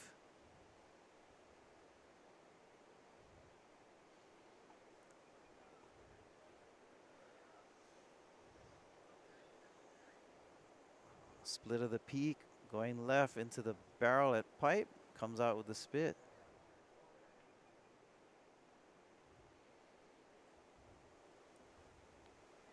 All right. Does the pencil dive. Now you've also, we're talking about, the North Shore Lifeguard Association. You spent many years working the towers, and, how is it that, working the tower, and when you're watching, is there something that you really look out for when you see a wipeout that really raises your awareness? Because we watch wipeouts all day, but is there a certain place that for a lifeguard really raise the flag of like, oh boy, that looks like a bad one? Every single wipeout, we're basically just waiting to see if the person pops up. Right. That's it. We use binoculars. We have multiple people looking at a time. After these horrifying wipeouts, it's amazing to see that people do pop up. Yeah. People get away with murder on this reef. That's one thing for sure. We're fortunate that our surfers are tough. We're also fortunate that a lot of these people in the water are now extremely well trained. Right. Whether they've gone through this big wave risk assessment group that they do across the globe, but here locally down at Turtle Bay in every December, and they're taught by these top-notch water safety guys like Brian Kailana. Right. These are people who've actually been through decades of serious conditions and incidences, and they're able to share that knowledge. So as lifeguards, we're fortunate. Yeah. We're fortunate that people are quick to respond and eager to help. So thank you to everybody who's looking out. Surfing is a sport of brotherhood, of sisterhood. Yeah. Nobody really wants to see somebody get hurt. Right. It's all about coming in at the end of the day and sharing the stories of, this, that, and the other. And hopefully a triumphant wave that you caught as opposed to an epic fail. Yeah. No, agreed. I've noticed that too. Like, Brian Kailana was telling me a story recently. He says, we were out there on the skis and we knew there was somebody in trouble, and there were some kids in the lineup that knew how to signal of where to point to. And it said it just because they had that training and knew what signals to use, they were able to get right to the person in need and get to them quickly. Yep, and that was during the Pipe Masters. Kelly Slater was giving his acceptance speech. And that frothing pack of individuals charged in, and one of these surfers was knocked unconscious, young 14-year-old boy. And I think that's what really pushed a lot of these kids to start wearing helmets. Yeah. He's still with us here today. Thank Yeah. goodness. Thank Yep. goodness. Everybody knew what to do, and that in our job, seconds count. Yeah. We really do. So. Well, thanks for all you do, and all to the other lifeguards have been here keeping an eye on our surfers and making sure that, that we have eyes on them. And so mahalo nui. The best part of my job, besides a lunch break, is that I happen to work with the best people in the world. Makana Pang, back on shore. I don't know if he did a board swap, or if he actually got pushed in. There's no shame in his game. Oh, you know what? I bet you after that that he kind of ejected, I bet you he probably got relegated back to the shoreline. Yeah, at the backdoor shootout, he had a backdoor wave, and he hit his head. Looked like, he hurt himself and was bandaged up, but saw him today. He looks good and back out there. It's Dennis's kid. Come on. But, it is the head injury that you worry about out here, right? It is. It is. Any injury can be extremely dangerous, whether it's a back, neck, or your head. They're all severe. Some of these fin cuts, and I swear a lot of it is due to the crowd. It's due to other people throwing you off where you're trying to position yourself perfectly, but there's so many people in your way that often it's too much. Right. Of a cat and mouse kind of situation, and accidents happen. Yep.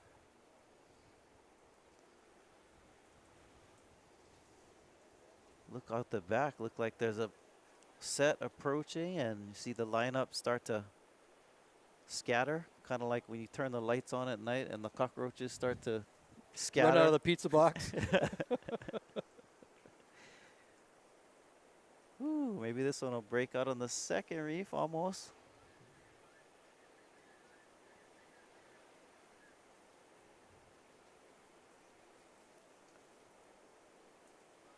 Got two riders up in the barrel. This might be Jake. Nope, that's Mikey Bruno. You got it. You got it.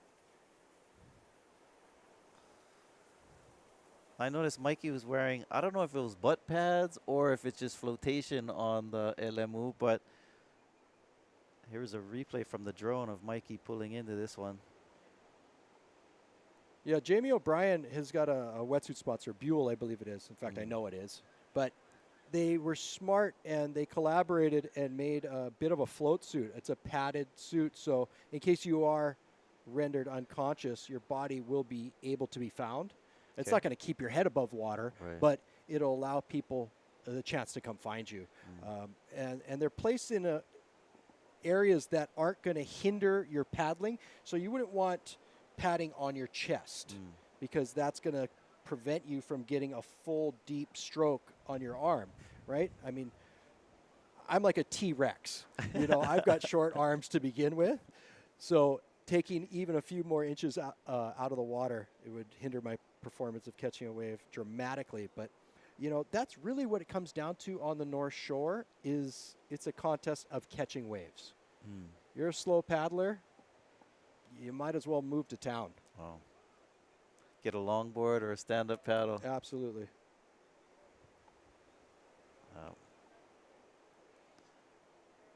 Yeah, I know. Yeah, those wetsuits you're talking about also have pads along the thighs, and so flotation device. So not necessarily to protect you from bouncing off the reef, but just to keep you afloat. That rider couldn't stay afloat in that barrel. Ended up getting clamped on the end.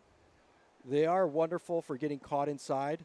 I have used one, and my partner and I, Tamao Perry, were out there somewhere, and we got caught by about 6 or 8 of them that were a lot bigger than this, and I was able to stay calm. Because I just kept popping back up. Really? You don't have to keep stroking for the surface. Wow. Now, conversely, trying to dunk through a wave with one of those things, probably not going to work. So you know, there's pros and cons to it. You got to keep your eyes peeled of the situations around. So it's like trying to probably dunk a wave storm or something ridiculous like that. It's not going to happen. But in a bad situation, you can count your blessings. You've got one on. Wow.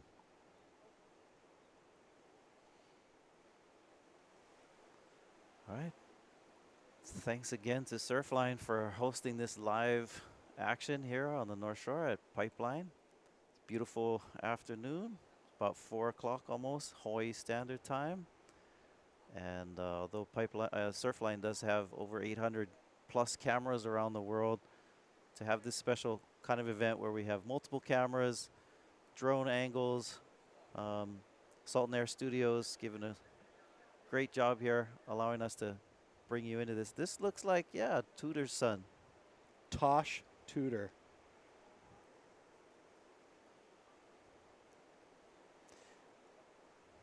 Yeah, Rocky and I are at the backdoor shootout talking a lot about how surfing really seems to be like a family sport. Like there's so many, and I don't know if it's a genetics thing or if just families like culturally like that have just spent time around the ocean, but it's so cool to see generations. And here we have some bombs out the back, out on those outer reefs. Where is Gregory Quinn on that orange board? He's been sitting out there waiting. You know, that's a great point that it's more of a family-oriented thing. And not just here in the islands, but definitely a huge push here in the islands. And I think that's because the beach is free. Yeah. You know, it's not like paying to go to a water park. Right. But the biggest difference between the local community and, say, somebody who's from abroad is we learn the respect that the ocean has that much power. You learn it at a young age. Right? She is the boss. And it doesn't have to be Pipeline. It can be anywhere on this island. Right. And that's something that is ingrained to us in a young age. Yeah. Yeah, I remember once chatting with Clyde Aikau, who's a legend, of course. In fact, I think in many ways, Clyde, and I think intentionally, just the humble person that he is, he's always telling his brother Eddie's story, you know, and he always leaves himself out of it. We have a rider going left, young kid having a fun day at Pipeline. But Clyde, I mean, Clyde, for example, won the Duke Invitational before Eddie did, and was a competitor alongside his brother in many of these events. But he'll never say that himself, you know, never put himself in the same sort of class as his brother, but Clyde definitely was, you know, and an athlete that charged and did amazing things. But I mean, Clyde was talking about, you know, I was asking him, oh, you know, how old? We were talking about family because I have kids and I grew up surfing with them, and he has kids too. Some great, you know, surfers in his family, of course. His is one of his kids, and I was like, oh, you know, when did they start surfing?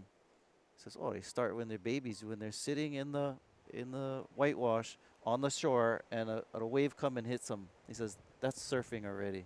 Just feeling how the water on the shoreline comes back and forth, and that's the beginning of learning how the ocean works. So a lot of times people are like, oh, the first time I stood up or had my first surfboard. He's like, no. It begins way before that. And then you progress to sand sliding, and then body surfing, bodyboarding. Then you progress through these different kinds of wave riding crafts. And I think that's something cool about kind of our culture here in Hawaii. It's a, you know, it's a whole kind of process. It's not just about, you know, oh, I stood up on my board and that's when I first started surfing. Great point. Well, you know, I'll be sitting here in the tower and somebody will show up and be like, hey, do you guys rent boards? Because I need to go out and get a picture of me at Pipeline right now. Have you ever stood up on a board before? No, but today's the day. I said, actually, today's not the day. But that's that humility, right? That's Right. that understanding of the surroundings that, you know, and conversely, I'd go up to the mainland. I'm not going down some double black diamond ski slope. Right. I know that mountain's out to get me. Same thing here. These mountains will come out to get you. Yep. Yeah, we've been fortunate to have a lot of mountains out in the lineup coming in. Some looks like it's pulsing a little. That was one of our second reef sets we've seen so far this afternoon. So maybe it's a sign that it's on the rise slowly.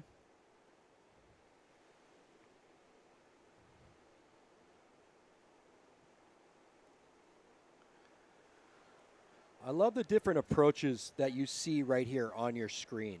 You've got, you know, your people who are sitting right on the boil, the people who have earned that spot. They know the lineup. They know which wave they want to go for. You've got everybody else scrambling around, like you said, like when the lights come on, going for the crumbs. And then you've got the very, very patient individuals out the back on that orange board, Gregory Quinn. Real quick, you know when Hawaii changed, you're a study of history, right? Right. When Hawaii changed from a territory to a state, there was an interim governor. His last name was Quinn, and that's Gregory's father. Wow. Oh, yeah. Cool. Did I just? No way. I'm sorry. I didn't say that. You knew that. No, I knew about the interim governor, but I didn't know his relation to the surfer. There you go. Yeah, super cool. Very cool. And that was a big deal, moving from a territory to a state, because prior to that time, governors were appointed by the President of the United States. And, you know, Prince Jonah Kuhio, who was a Hawaiian surfer, and he was in line to be one of the next kings of Hawaii, but instead he was elected into office as a delegate to Congress.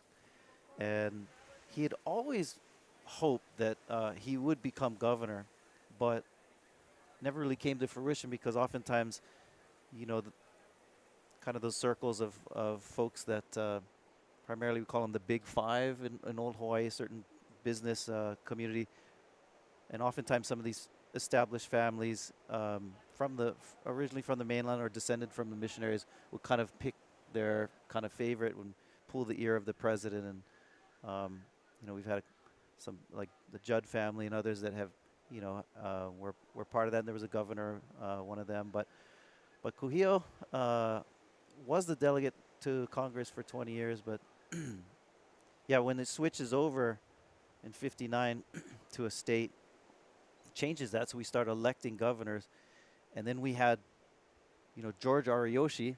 First we had John Burns, who was in for a while, and then George Ariyoshi somehow managed to have 3 terms. And so it really was this really interesting change where a lot of the Japanese in Hawaii and eventually Filipinos and others had more presence in government because there was that opportunity to elect a governor. because of it, Hawaii's had so many kind of, from George Ariyoshi, and then, John Waihe'e, who's native Hawaiian, Ben Cayetano, Filipino, and then Jewish women, Linda Lingle, and then anyway, so that kind of interesting dynamic of politics in Hawaii. But we're not going to get much into politics, but just talking about the history of Hawaii and how our surfing ties in with that, with our Quinn out there in the lineup. And going off to a quick commercial break, we'll be back with more pipeline and more history of good times. Aloha.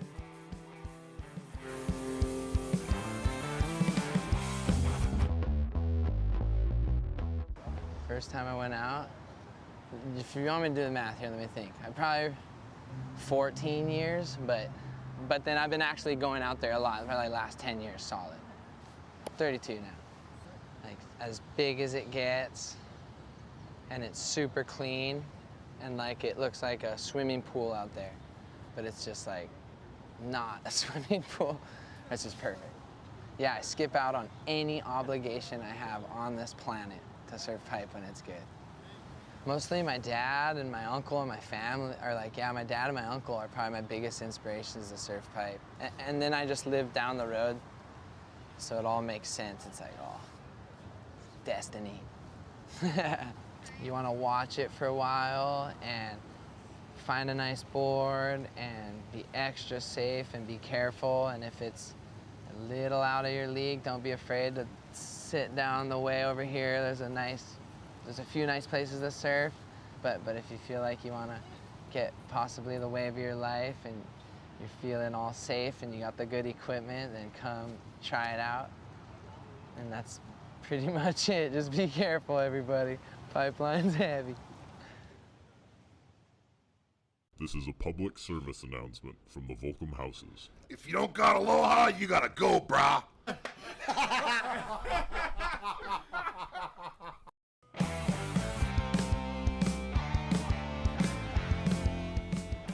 Oh, back to the beach. Surfline live at Pipeline. From the Volcom house, we are bringing you this beautiful afternoon of pipeline surfing on an Aloha Friday, January 21st. Thank you for joining us from wherever you might be.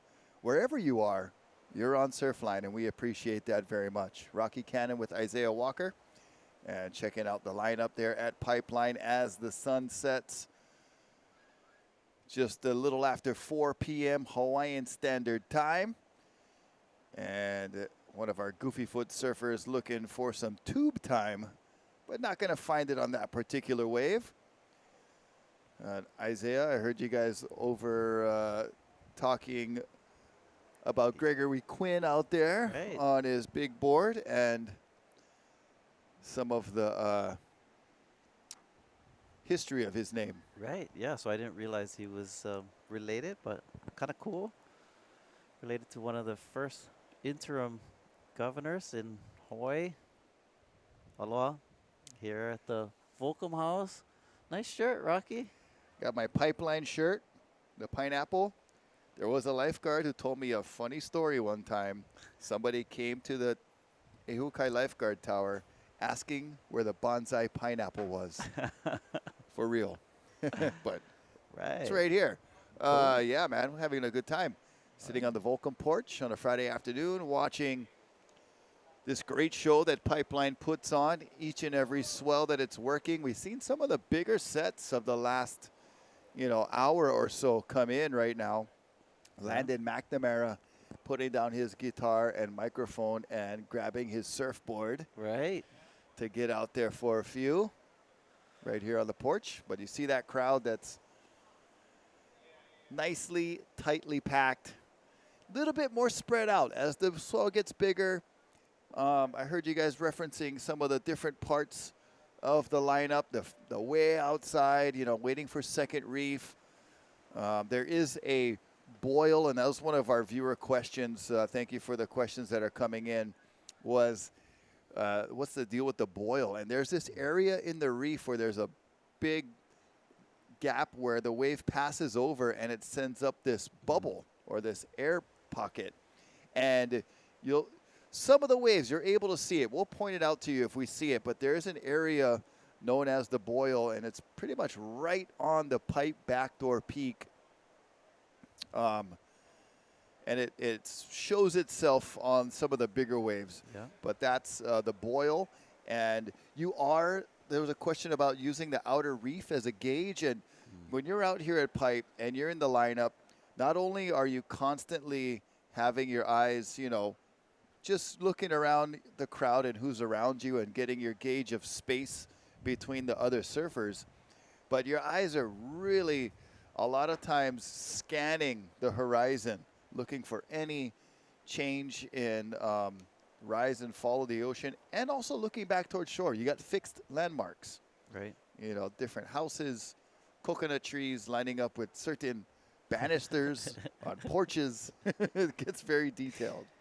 And one thing that is nice about that, I mean, at Pipeline, you do have a little bit of an alarm, I suppose, when you see it fizzling out on the outer reefs. It gives you a little bit of time, right? A little bit of heads up, like, hey, Right. something coming. Yeah. And you pay attention, and you able to kind of forecast the wave coming in a minute. Speaking of forecasts, I'd like to mahalo Surfline for all the quality forecasting that they provide. And so awesome to be here live and have the opportunity to share with you Aloha Friday. Now, Rocky, in Hawaii, we call it Aloha Friday. Any context or any explanation of what for that might me, mean? just growing up here, it was the song. It's Aloha Friday. Yeah. No work till Monday. Yeah. I'm not sure of the where it derived from. But definitely that sense of aloha. I mean, so aloha means a lot of different things, right? Mhm. Depending on the context of it. And so oftentimes aloha is like goodbye, right? Hui ho usually is more commonly is like see you later. Right. There's a lot of different phrases, of course, for your greetings and also for saying bye to someone. But Aloha Friday is kind of like, all right, this is the end of the week, all pau. Yeah. And time to go order some poo-poos. Saying goodbye to your week. Right. Yeah. And some poo-poos, which are appetizers. And like we told you during the shootout, the Hawaiian word for beef is pee-pee. So how do you order a beef appetizer? Oh, I'll have the pee-pee poo-poo, please. We're having a lot of fun using fun words. And look at that view just from the drone looking down. That's such a special coastline right there. And it is, I call it the shore of the shifting sands. Right. Because when you come in summer, that sand is all reaching way out into the water, and in the winter, it's all snugged up against the naupaka and the bushes as a big, nice Kalani. elongated drop, I believe, for Kalani Chapman. Cruising He's his a way. former pipe master finalist. Yeah, him and Jamie O'Brien grew up together, and they're still making videos together. So kind of cool. Those Hanabata Day friends, right? Yeah, yeah. Hanabata's referring to the runny nose. That's how we describe Yep. So back when long you time ago kind times. small kid when your nose was running. Yeah. And you guys hung out together in Hanabata the days. Hanabata days. Kalani Chapman's older half-brother is Sean Briley, another very accomplished pipe surfer in his day, and he's still around, hanging out on the North Shore, lives in Sunset Beach still. It's Yeah. got 3 sons of his own now, Yeah. so full generational. I know Isaiah Briley Isaiah, yep. and Dakota. Yep. I'm not as familiar with the third one, but aloha to them. Ryder. Oh, okay. Yeah.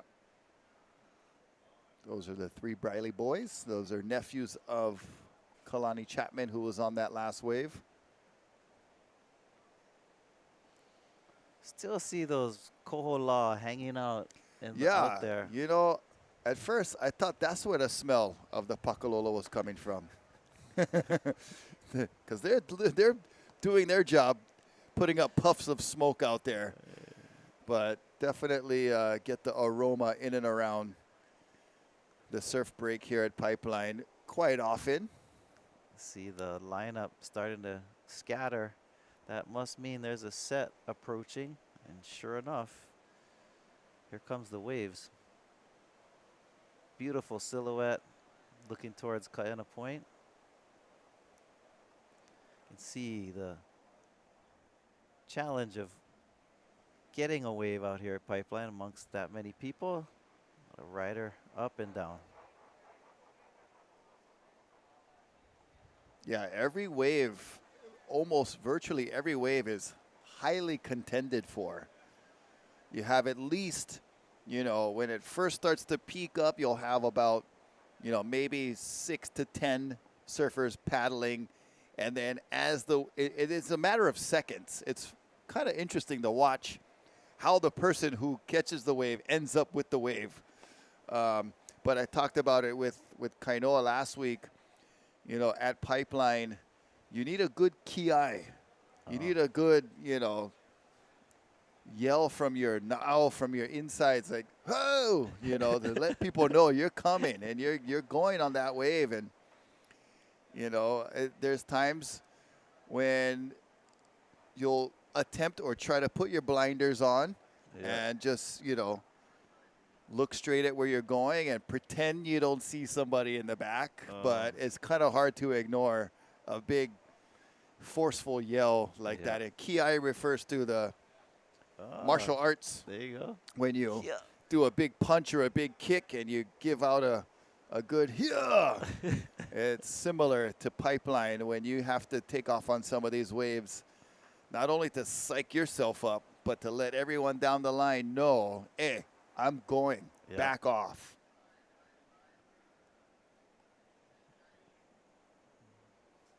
The pack is on the move. Yep, they're seeing something approaching. Trying to hunt down one of these moving mountains of water.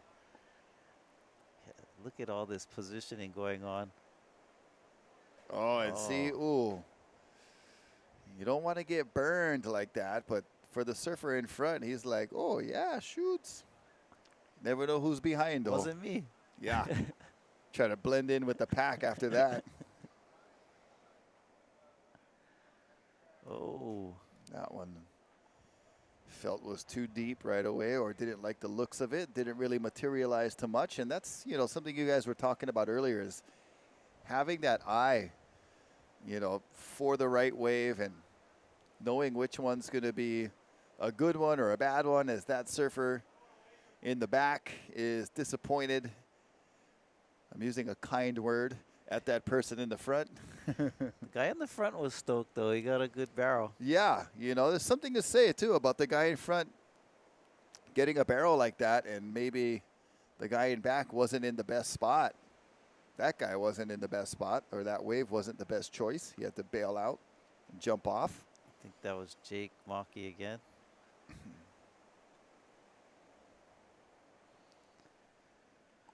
Yeah, beautiful Aloha Friday. And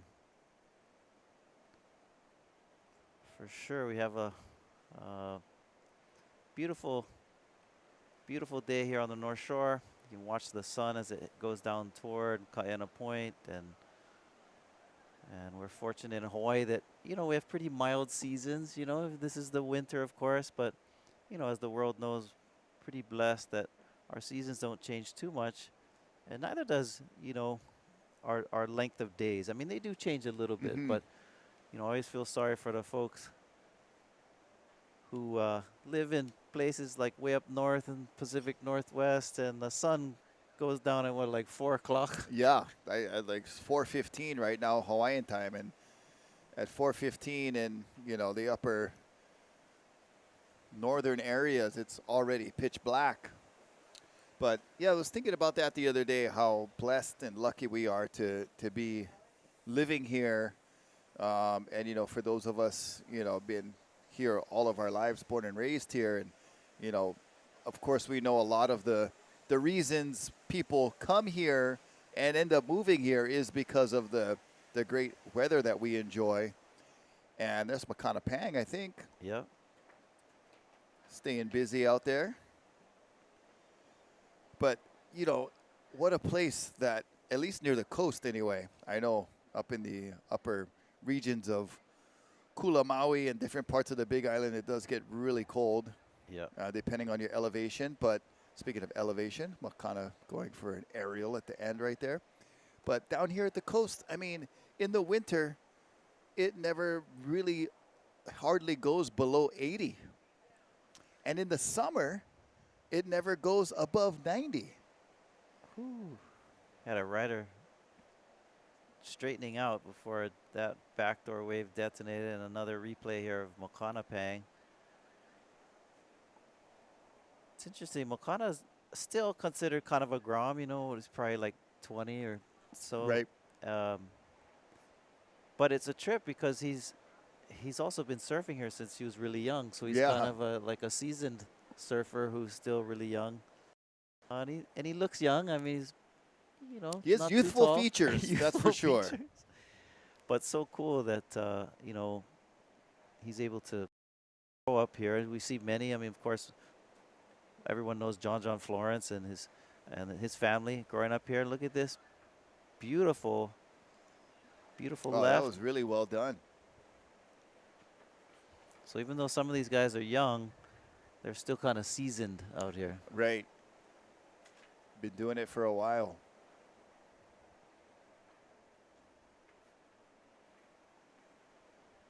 Wow, I've never seen that before. Taking off the helmet midway and then putting it back on. That is some skill right there. That's some skill. Talk about multitasking. Move. Bruh, I thought you was going to bust out one cigarette. Out your sleeve of your wetsuit right there. You had them rolled up inside. I don't know why I just thought of that. Take but off the helmet. there was Put a 'em back lot of on, things going on. brush teeth. Yeah. He was going to comb his hair. Look at this wave. Beautiful. I'm not sure who that is. I wish I did know to give him some props, but definitely a signature orange board of some type. It's like, oh, wait, there's something in my helmet. Oh, man. I'm going to hold it like a football. Yeah. And then I'm going to put it back on. See that boil right there? There it is. That's one of the boils. And there's a couple of boils out there, but that one boil on the main peak kind of makes itself known quite a bit. Yeah. Look way out to sea. See a sailboat out there. So Yeah, you know, there's a lot of whales that we've been seeing, not only on your screen, but just in the live views that we've been getting here. And pretty sure possibly that boat from Haleiwa Boat Harbor out on a whale watching tour. Oh, That's okay. very popular this time of year. Want to say thank you again to Surfline for putting this on their website for viewers to check out Pipeline live with a bunch of different angles and some commentary. And also Salt in Air Studios and Mike Prickett and all of the crew that is there behind the scenes making this production work and coming to you nice and clean and clear wherever you might be viewing from. And of course, Team Volcom, the Volcom house, opening up their porch for us here and allowing us to camp out in their yard with our production van and everything. And looks like Imai Kalani was standing there. Imai Kalani ready to head Devault back out. from Maui and recently qualified for the championship tour. I'm stoked about that. Imai's a really good kid and very talented. I mean, ever since he was little, he always just had this real distinct, unique style. And in my opinion, when you have a surfer that has their own unique approach to the wave that isn't really borrowed or intimidated, to me, that's a sign of potential greatness, because it's like it's a natural approach and it's their own distinct identity. And so Imai's always had that really cool style and the way that he surfs. Also stoked for him because, you know, I used to coach high school surfing for commitment schools, and he was like our ringer. Yeah. So we won nationals 2 years in a row in Wow. Salt Creek, California, and he was our guy. You know, But so was Kayla Moore on the women's side. So with those two, I mean, we ended up doing really well. So Yeah. You know, it's so funny that it took so long for high school surfing to make it here to Hawaii when it was, you know, in other states long before it was part of our high school extracurricular activities. So, you know, big thanks to all those here in Hawaii that, you know, paved the way for that. But for a long time, it seemed like it was way overdue. Yeah. And giving the high schoolers a chance to compete as a crew of youngsters. Looks like Levi Young, Eli Hanneman. Eli Young with the Quicksilver right there. Eli Hanneman with Cody the Young. greenish board. Cody Young, I think. Yeah? No? He's got a younger brother, Levi. Oh, okay. Yeah, I think I think that might be younger brother Levi, Cody and Levi, as we see all the surfers scramble. and bodyboarders and body surfers scramble, and the bodyboarder gets it right on the back of the head. There's Makata Pang. Got a couple of waves out there, showing some shakas. Yeah, I mean, that was our Maui contingency paddling out from the beach Yeah. there.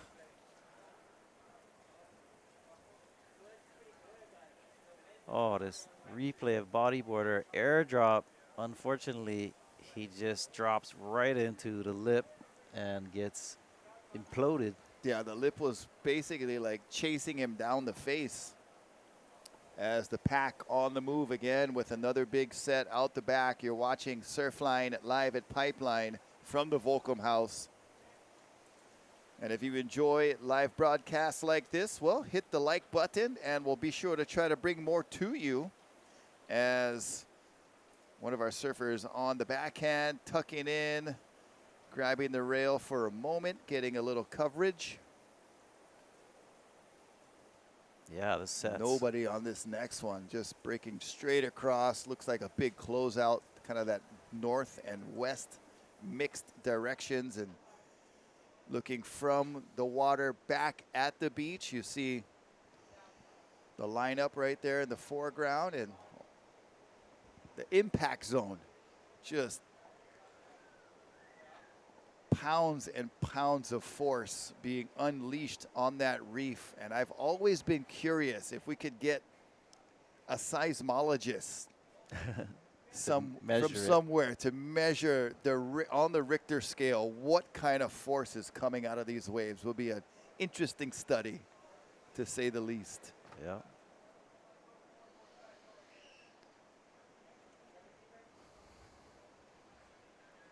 But sometimes these waves, you can feel the impact and the vibrations when you're on the beach.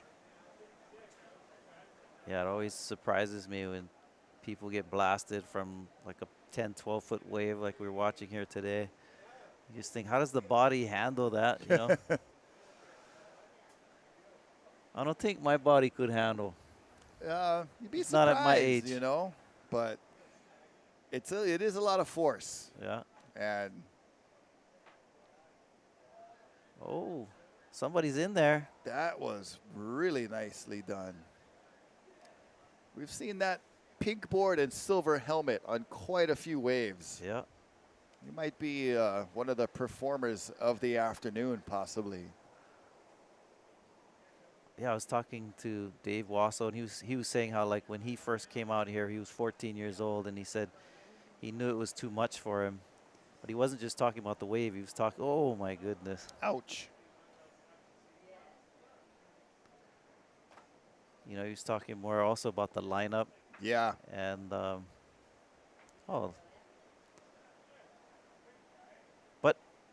we had a lot of young guns out there today. So, I mean, he mentioned it's a little different lineup these days. And whereas back in the 80s and 90s and even early 2000s, look at this stall. That's the one we just saw. Our rider with the silver helmet and the pink rails. That was a good wave. Yeah. There was a nasty Contrasted wipeout. with that wave. That wave didn't look very big, but when it crashed and it broke, it explodes so high in the air. Yep.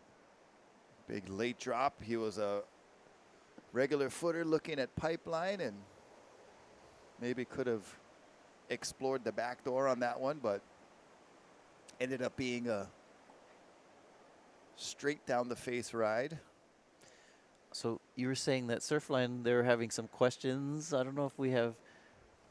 Yeah, those were access some of to them that those. were coming in from our viewers. And Kind we of had cool to some be earlier live. You can of- actually. I guess I asked Dave this, but who's the best bodies? We talked a little bit about it earlier too, but who's the best body surfer you've seen out there, Isaiah? Oh man, I think we've heard this. Like we've kind of said some of the same names. I think Sean Inoka, Kai Santos. But I have to say also at Pipeline, Mike Stewart Yeah, for sure. And I overheard you guys talking about Mike Stewart and yeah. you talking about how you. I mean, it's amazing what some of these body surfers are doing these days, where they can do like 360s, like on Yeah. the lip, or like front flips, and so super cool.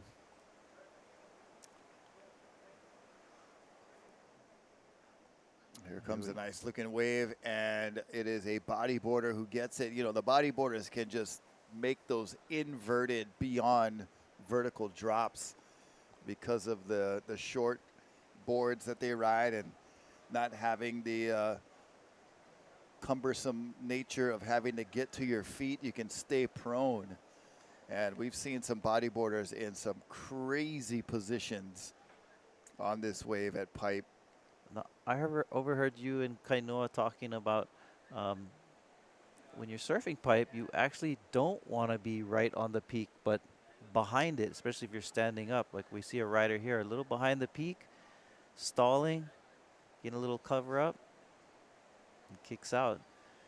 And then in some ways, it's easier to drop in on a wave if you're behind the peak rather than if you're on it. Like we were talking about our bodyboarders, they're able to kind of take off right on the drop. Yeah. Do you agree with that notion? You know, taking off directly at the peak is super difficult. And that's where the steepest point of the wave is. So there is some, you know, sense of it being an easier drop, but not, I don't think it's like mentally, it's not Yes. easier because you're behind looking at this huge chunk of water, In this front of you. mountain in front of you.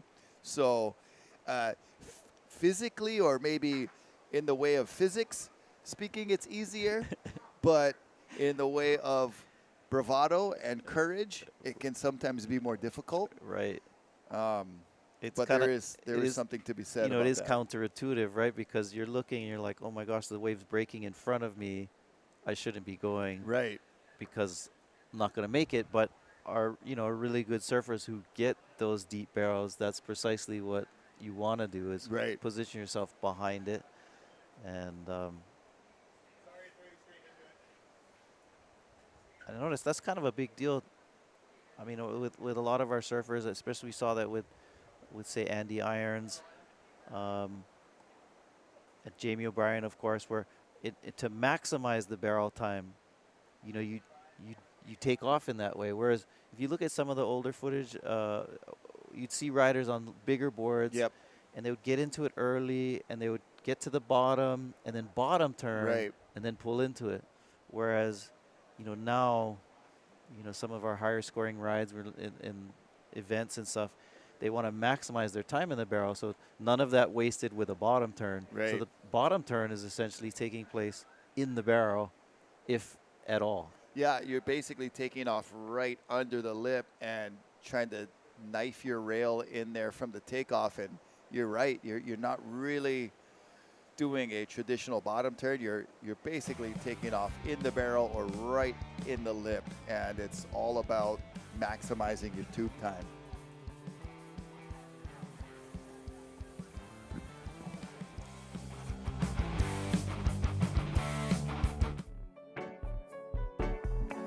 You are so nice, just like paradise. Wouldn't think twice to live my life this way for the rest of my days. Coconut trees and my baby are swaying out in the breeze. As I lay on the beach, watch the sunset undress as I wind down. I'll be out of town for a while. My smile is growing. I'm showing nothing but love all around. I'm trying to not kinda but fully enjoy the blessings all around. Wanna sit back and recline and be fine, just being the man I am.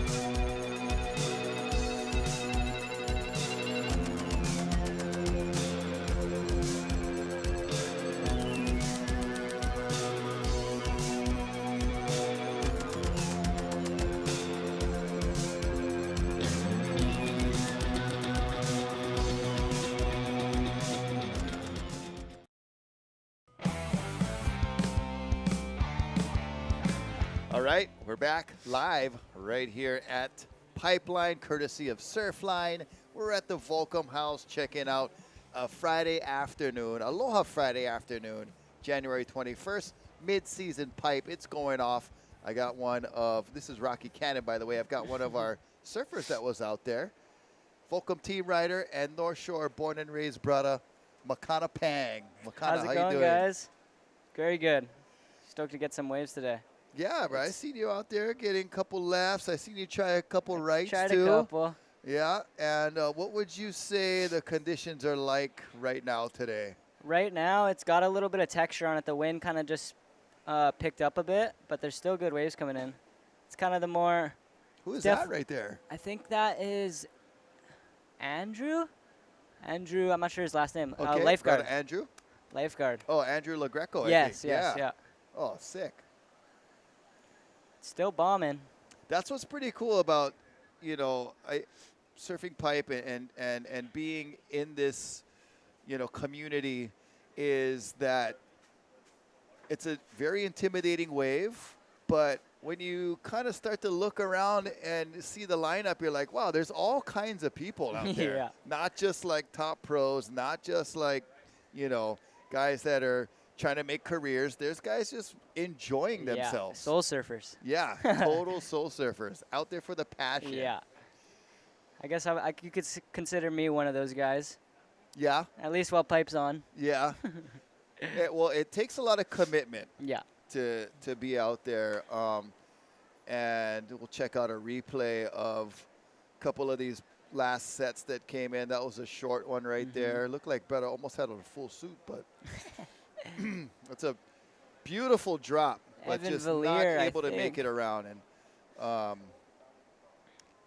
you know, we saw you out there during your session. Was there anything in particular that you're looking for when you're out there?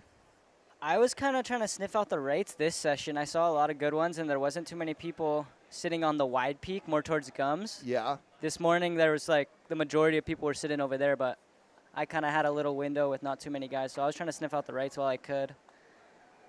But I was just looking for whatever I could, really. Yeah, I mean, there's some sessions out there where, I don't know, you feel like you've got a lot of time and you're just, you know, wanting to pick off something that will get you a good barrel, but not necessarily get you injured. You're trying to stay safe, obviously. Definitely. But yeah, I mean, it's definitely a roll of the dice a lot of times. There's not a single time when I paddle out here where I'm not scared and thinking about what could happen when you fall on a wave, you know? I just had a super sketchy backdoor wave, actually, that I was definitely really close to slamming the reef. Yeah, and, you know, backdoor can be even more treacherous a lot of Oh, times, as we there's see somebody showing us that pipeline is definitely treacherous as well.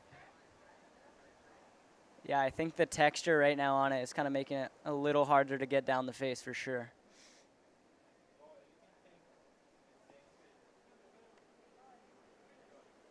Oh.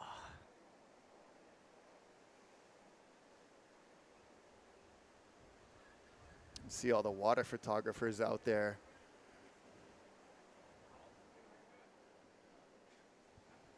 Look at this pipe wave just reeling through.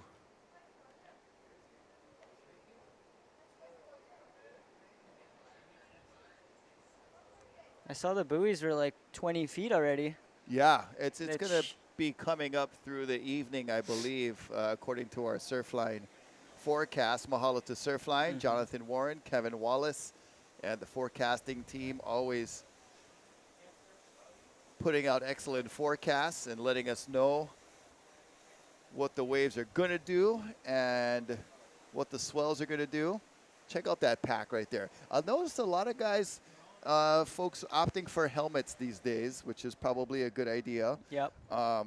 You know, when I was growing up, there was really only like one company, one style. You know, you either use that or, you know, nothing. Yeah. But it seems like there's a lot of different choices There's now. a few, there's a few other choices. I mean, Gath is obviously one of the leading brands, but I see a lot of guys with the Simba helmets, I believe it's called now. Those are pretty cool. They look like Spartan helmets. Yeah, full It's sick. coverage. Yeah. But yeah, a lot of more people are starting to pick them up and try them out, and I think it's really, really good. Yeah. I've had a hard time finding one that fits my head properly, but once I find one, I think I'll start using them for sure. Yeah. Definitely the safer option. I mean, of course, we know all of the really bad injuries and fatalities that have happened here where, you know, head injuries. Yeah. And it's not a very long distance from where you fall in the wave to where the bottom of the reef is. It's super shallow. I had a couple today where fall in the first one, get sucked over, and then you're caught inside, and you're basically standing on the reef. Yeah. With that second wave landing on you. So it's pretty easy to get slammed right there.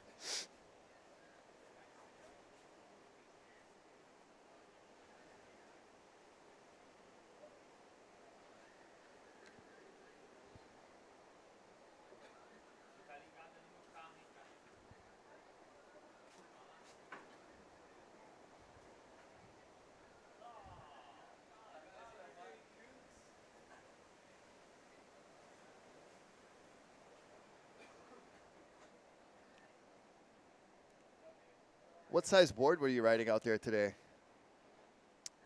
Too small of a board. I was riding a 5'10".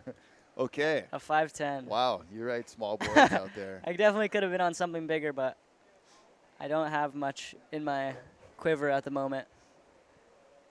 The shootout kind of broke a lot of my boards.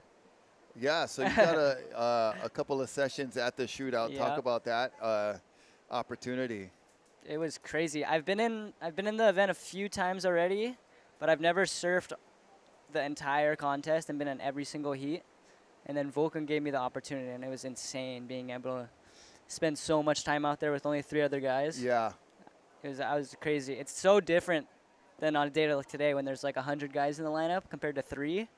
You kind of get a little bit lost out there, because you kind of use everybody else in the lineup as your lineup, so you know where you are in the pecking order and where you are in the lineup. So it's definitely a little mind trip, but it's insane to just be out there and be spending time with no one out. Yeah, you know, I agree with that totally, and I've spoken on that a few times, and just the different seascape or landscape when you're used to seeing every part of the lineup occupied by a human. Exactly. And then you go out there and it's like, whoa, where'd all this water come from? Yeah.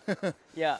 It is really a strange thing to be out there on a day like this with, 50 guys out, and then you get into, a heat where there's 4 to 6 people only, and, especially on days when it's bigger and it spreads itself out a little more, you can definitely get lost. And, only having a few guys out, you would think it would be a lot easier. Yeah. That's what your mind tells you and what it looks like from shore. But, man, actually, when you spend a lot of time out here, you start to recognize certain faces in the where the parts certain of people the peak. sit. Yep. Yeah. And kind of play off of them a little bit. And then when they're not there, you're, oh, where am I? Yeah. That's when your lineups off the beach really come into play. Yeah. Yeah. And so many different coconut trees and balconies and corners of houses that are used. If you see that boil in a lot of the waves, a lot of us use that out there to kind of figure out where we're sitting on the reef. Yeah, we actually had one of our viewers earlier ask specifically about that boil, and we tried to point it out when we could see it, but it is still that's one thing cool about Pipeline, is that you can imagine this wave doing this 50, 100, 200 years ago. Yeah. It's just such a constant thing, and to that think boil of was like, there the whole time. Yeah, it's been here the whole time, and that boil's been there. Yeah. It's quite timeless. Pretty cool.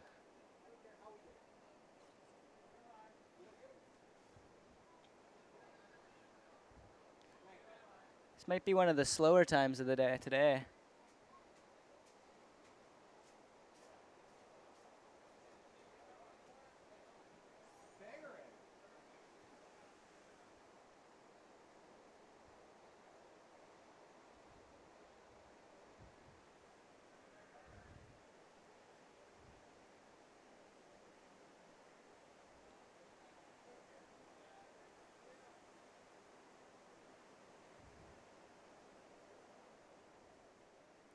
Check out that shot of the lineup, just showing you how many people are vying for the chance to get one of these waves, have a moment, Get their shot. Yeah. Get their wave of the life.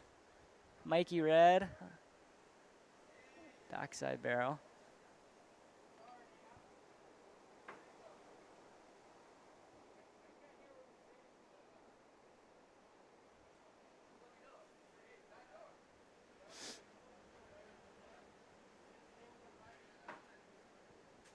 What time was this? Did you guys start this morning? So we kicked off the broadcast just a little after 2 p.m. Okay.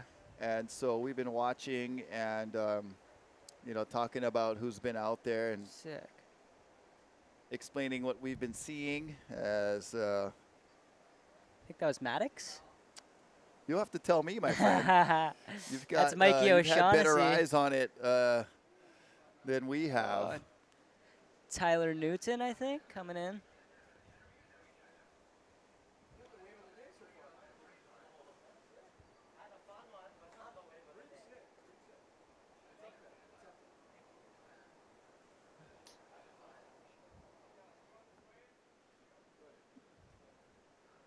Someone's going. I think that is Sage Burke. Getting clipped at the end. Yeah, the texture's definitely playing a big role on Yeah, talk about making and not making talk it right about now. a little bit how the wind affects your catching the wave and Yeah. when you're paddling, because this is kind of the first day we've had some good, solid trades fill back Mhm. in. Yeah, so this east wind, it kind of helps keep the barrel open, but the stronger it is, the more it holds you up when you're trying to paddle in and kind of get Oh, over that lump and gosh. get over the ledge. Yeah. So it makes it a bit more difficult, but it kind of grooms it a bit and keeps the barrel open a little better. But when I was out there, I kind of noticed it was a little bit north. Okay. It was northeast-ish. Yep. So it was coming a little bit onshore, and I think that's what's giving it a lot of the texture. Yeah. We're talking with Makana Pang, North Shore born and raised, and grown into quite a fine pipe surfer, I must say. I've known him since he was competing in the Menehune surf contest down at Haleiwa, down at Ali'i's. How old are you now, Makana?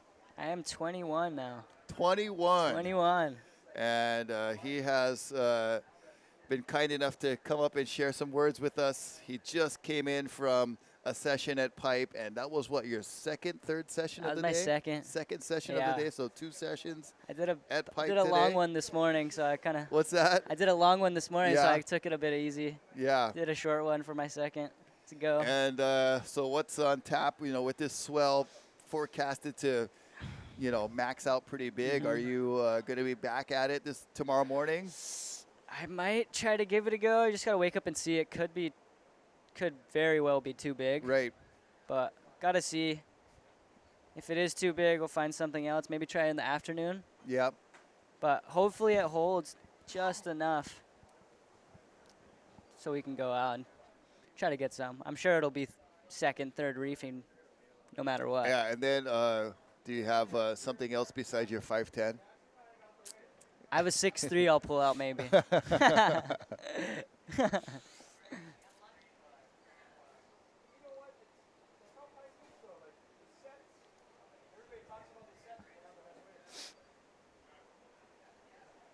Surfline live at Pipeline. Some more sets rolling in.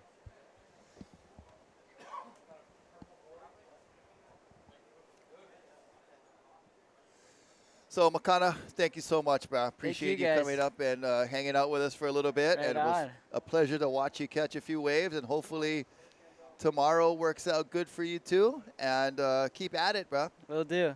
Thanks for having me, guys.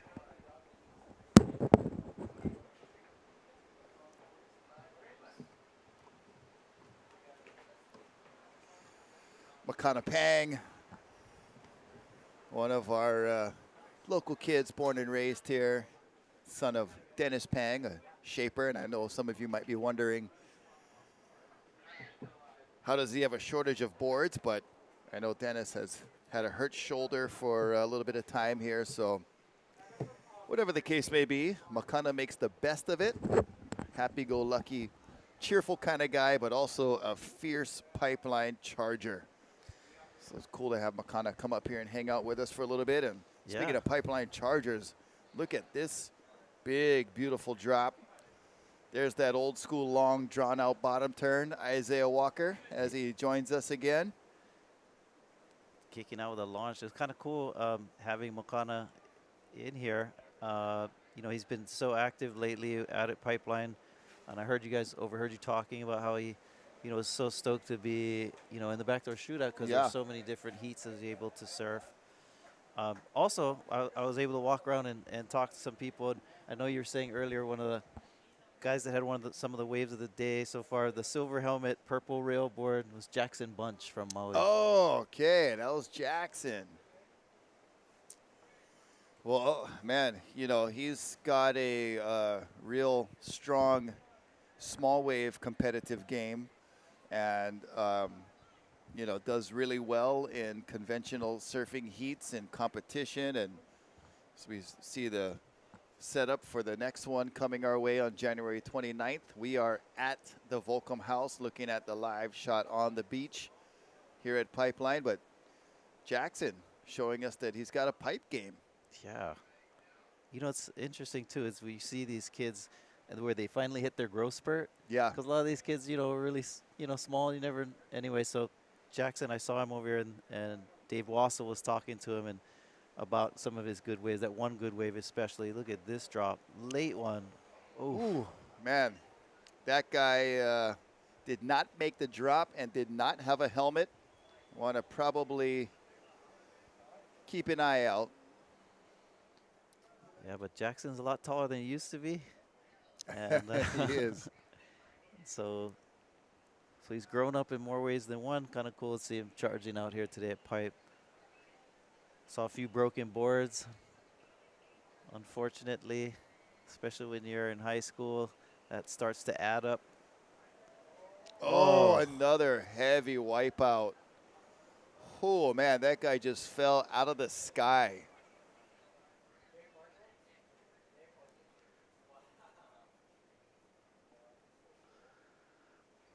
Also able to check my phone on a little break there and got to hear from some friends. And look at this one. Oh, my goodness. Eject. Is it common when you're ejecting on a wave that big at Pipeline in that part of the boil section to like instantly feel the bottom, just as you do that pencil dive, just hit the bottom? Yeah.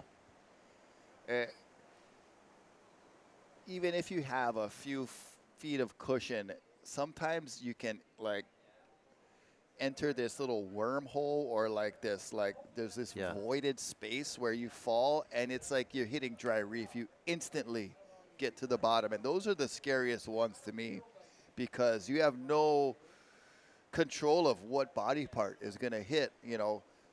You rarely have control anyway, but at least if you're going over the falls and it's this dramatic, like, you know, okay, I know I'm going to have impact, you can sometimes have at least a second or two to cover your head or, you know, do some kind of preventative from impact. But when you pull into some of these ones and they have like this, just like I said, like it's a weird just bubble where it's straight air and you fall through off your board and you immediately hit the reef. Those are the scary ones. Oh, this is Kelly Parker. I know him. He's actually a student at my university, but okay, yeah, a Maori from Aotearoa, New Zealand, who grew up in, who spent a lot of time in Australia, and charges out here at Pipe. Couldn't tell if that was Kalani Chapman, but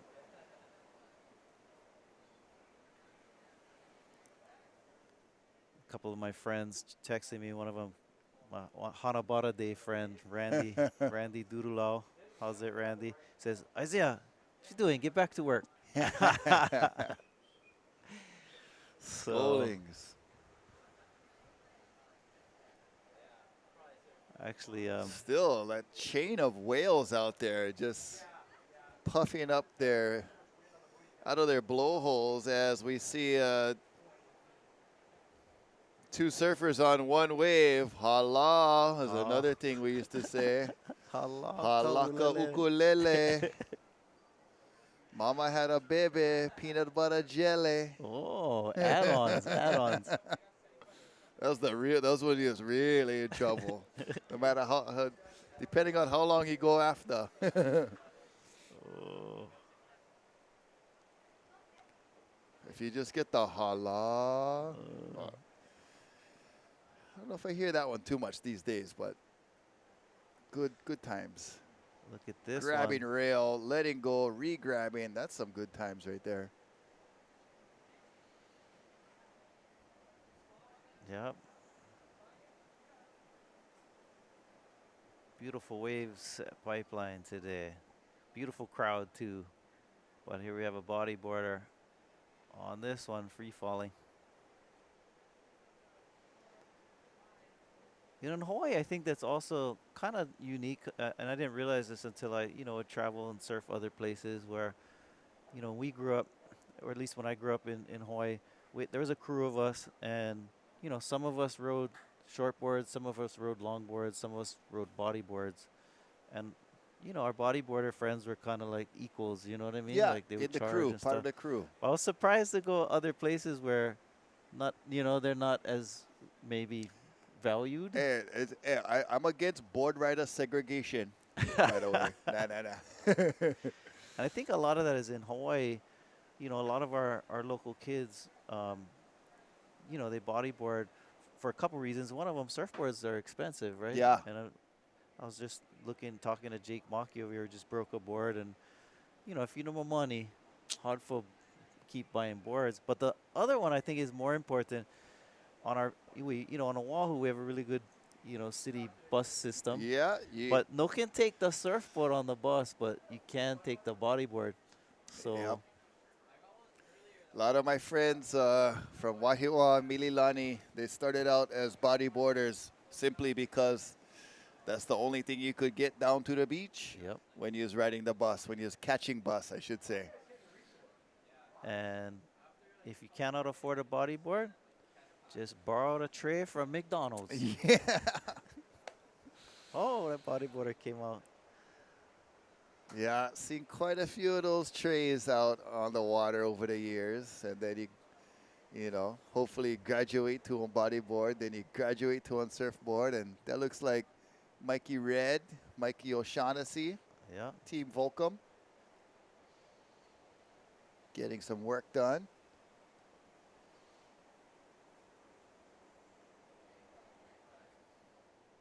Oh, I think that's Gavin, huh? Beshin. Under the hood, a la 1990. All right. That was the move. Nice JVG perfected that bugger. Yeah. Nice to see Gavin out there again. Oh. Bodyboarder. Just barely got into that one. Well, the sets are marching in. And I think it might be a good time to get Dave Wassel back up in the booth here and join Isaiah Walker as someone attempts a big backdoor. Smartly kicks out. But we'll bring in Dave, and I'll step aside and enjoy you guys on Surfline. Oh, look at these sets coming in, fizzling out on the second reef. And we see if we have any takers here. Again, mahalo nui to Surfline for providing this live broadcast from Salt and Air Studios, bringing us this awesome live footage from drone angles to different shots from the beach. And mahalo to everybody putting this together. And if you are enjoying this, go ahead and click the like button, and hopefully Surfline will be able to provide more live days of this nature.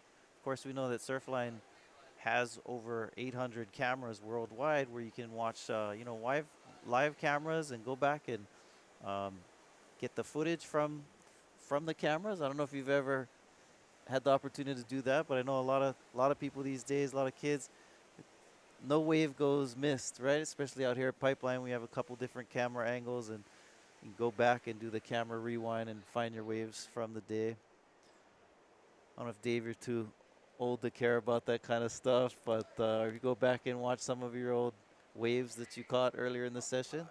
I wish I had them when I was out there all the time. I'd have so much more than just memory-filled smiles. It's a good thing. This is a great thing that they're doing. These are A clips that people are getting right now. Plus, you no need come fly over here and spend money, and you can just watch from home and enjoy it as we're enjoying it too. Nice left, slowing down, gets behind the curtain, spit out.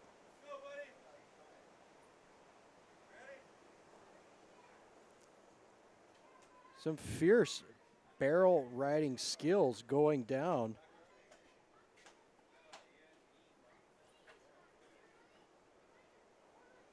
I mean, that thing almost took his melon right off his shoulders.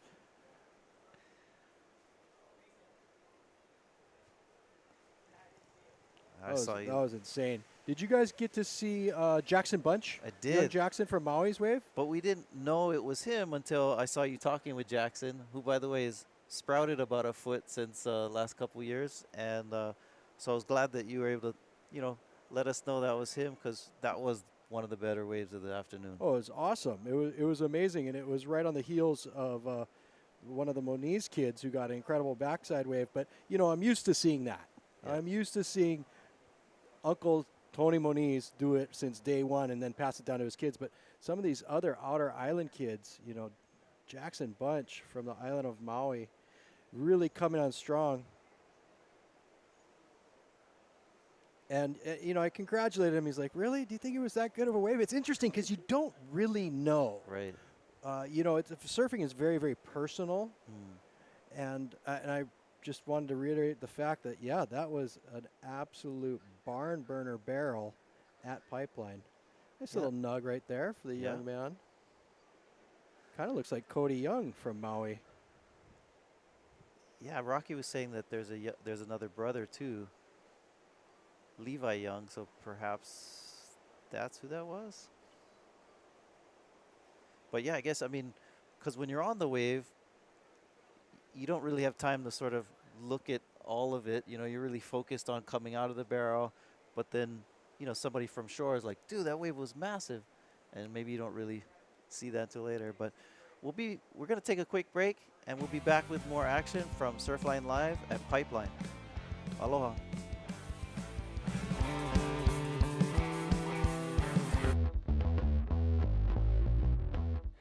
I paddle out like I'm serious, you know.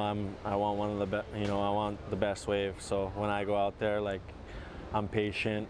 Sometimes they come really fast in the session, or sometimes it takes a little time to be out there. Sometimes hours, you know, or sometimes days, weeks, years. Actually, you got to put your time out there. It doesn't just happen overnight. Some guys it does, but for me, I was told, like, you know, you got to put your time out there at least 5 years to get a good wave. And finally, after 10 years, you know, like, shit starts to happen, or, you know, really good things are starting to happen, and catching a lot of good waves, and it's incredible to be a part of. Like, it's really hard and tough. The best of the best are out there, and it's life and death. It's no joke, you know. It's like, you know, you could die on this wave, or get in somebody's way and make them die, or, you know, contribute to some chaos. So just trying to steer clear from all that and do work out there, frickin' catch the wave.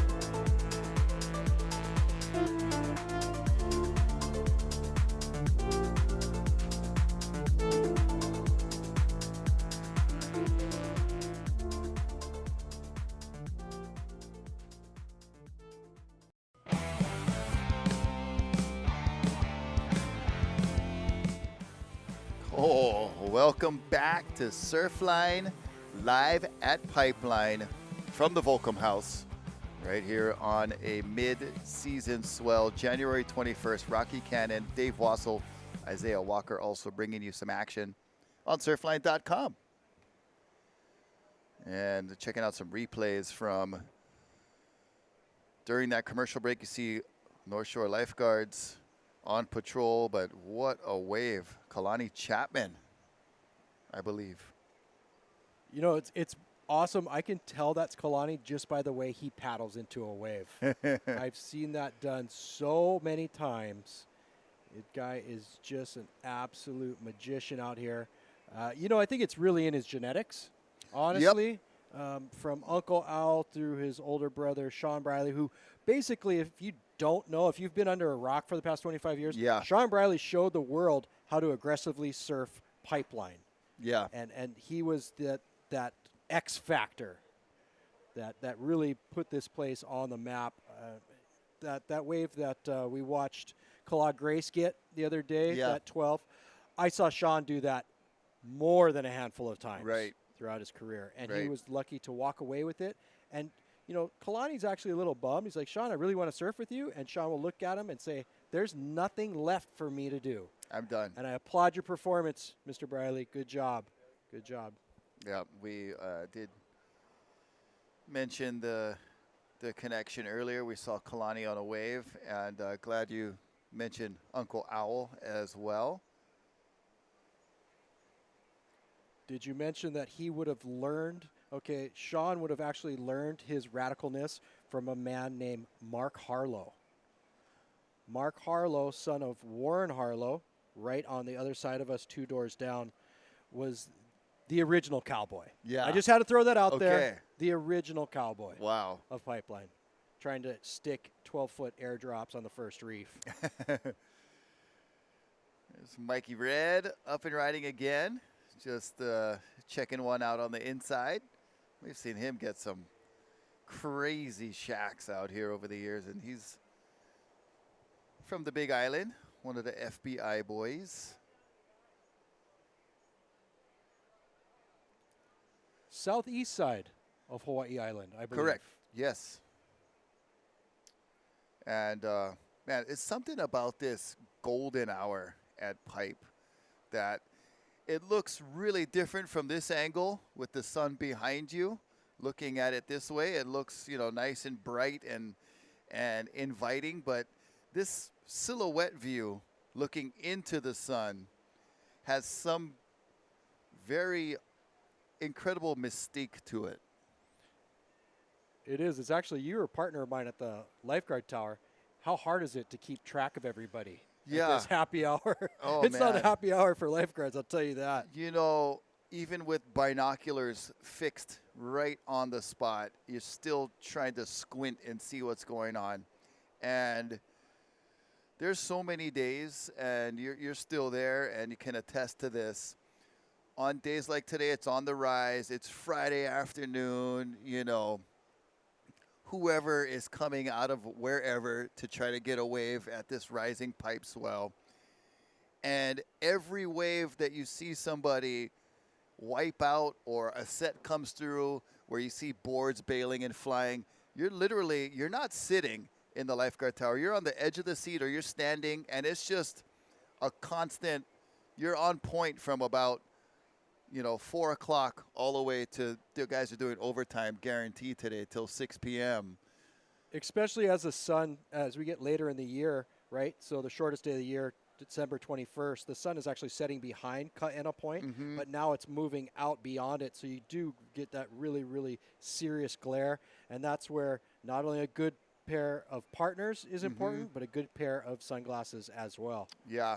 And there's days where even, one of the guys will take a ride on the ATV and sit with the radios to look at it straight on also, to give the guys in the tower a little bit of perspective of, what he's able to see versus what you're able to see from Tower 26. It's funny, isn't it? Okay, there's about 50 or 60 guys out there going, I hope it stays light for another hour. And every lifeguard in the tower is going, I hope it gets dark an hour early. Totally. Before something bad happens. Yeah. One of the most nerve-wracking jobs to be looking at pipe like this through a glaring sun and, wondering if the next one's going to be the one. It's definitely, we're always on the lookout and being in the booth up here nice and safe on the Volcom porch, not like that guy, not safe off his board at pipe, very shallow and dangerous. You're always still looking and, okay, he came up, making sure everyone's accounted for. Another thing about the conditions, on a rising swell, it seems to draw a lot more water off the reef, and so therefore it's a lot shallower. On that break that I just had, I walked around, I talked to some of the surfers. Jake Mackey slammed the bottom. Jamie O'Brien slammed the bottom. Jamie's got a huge egg. Luckily, it's just on his elbow. It's on his right elbow, but I mean, it's like the size of a grapefruit. Oh, I mean, gosh. that'll be that'll be a little timeout for the Yeah, young man. that'll keep And you he's- out for a little bit. Say what you want. On any equipment, on any day, he's the guy. Right. And if he's having shockers out here, it's serious. Yeah, and we talked about that earlier too. It doesn't matter, how much time you've put out here, if it's your first wave, your 1,000th wave. When it's meant to happen, it's going to happen.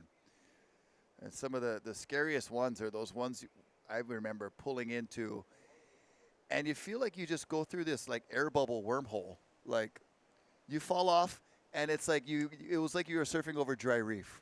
There's no time to brace for impact. And that can be some of the scariest wipeouts here. Is it mentioning the backwash? You see it emerge right in your lower screen there as a big explosion. That's another tough part about surfing pipe on these rising swells. You always think, oh, I'll have enough time to get my hands up and cover Right. my head. Oh, exactly. Wrong. Another cool thing I got to do was walk around and talk to some of the people that I do see every day, but I also saw Mr. Rory Russell. Yes. Oh, the dog. The dog is on the scene, a standout pipeline performer. He would have taken the Pipe Masters title away from Jerry Lopez a few times in the 70s, early 80s. Right. It's always a pleasure to see him around and talk a little story. Well, here's someone that's eyeing up back door. Looks like possibly one of our Japanese. And somebody who surfers. just wants to come in. Like, that is a fierce crowd. I am over it. Rising swell. I'm going to get to Foodland and get some frozen pizza before. What else they got over there? Yeah. Ben and Jerry's ice cream. Yeah. Almost anything sometimes is better than being stuck in the pipe lineup on a Friday afternoon. Postcards from Pipeline. It's funny how we sit here and we pick this apart, but that is just one absolutely gorgeous moment. That's phenomenal. Brought to you by the crew at Surfline. Thanks, guys. Yeah, thank you so much. Salt and Air Productions, Salt and Air Studios, Mike Prickett and his crew, combining with the Surfline crew, and of course their great forecasting and lining us up perfectly for this swell to bring it to you on a Friday evening, wherever you might be watching. It might be Saturday somewhere else is where you're watching, but here we go. Check it out. It's Friday afternoon in a pipe barrel for that gentleman.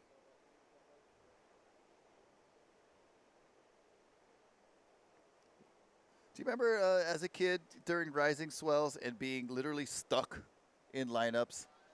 Oh, yeah. Where you're like, you're too scared to paddle in because you don't want to get caught inside. You don't want to paddle, catch a wave because you don't want to wipe out. And gosh, I feel like some of these guys might have a little bit of that going on.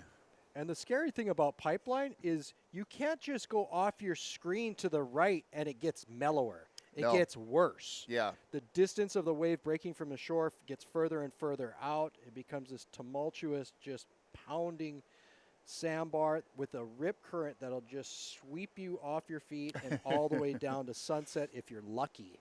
Well, we've got some of the biggest waves of the afternoon approaching right now as that sun just shimmers across the pipe lineup. You see tons of silhouettes anticipating the waves on the way, and some of these guys trying to get out of the way of those waves as Mikey O'Shaughnessy picks one off nicely at Pipeline. He's not trying to get out of the way of those waves. He just saw one that he liked, but he definitely is well capable and aware of the rising swell and wants to be out there. Look at this one feathering on the outside. Come on, brother. It is just picture perfect, beautiful blue. But you notice it looks really, really perfect, but there's some ribs coming up the face. Right. Almost like speed bumps. Yeah. And if you talk to some of the guys, like you just talked to McConnell Pang, I'm Yes. sure he said, hey, it was a little tricky out there. He did mention the texture and the tricky wind that's on it right now and some of those bumps for sure. Oh, brother, who's that outside? Come on. It's either Landon McNamara or Gregory Quinn. There's only 2 people in the world who can find one out there.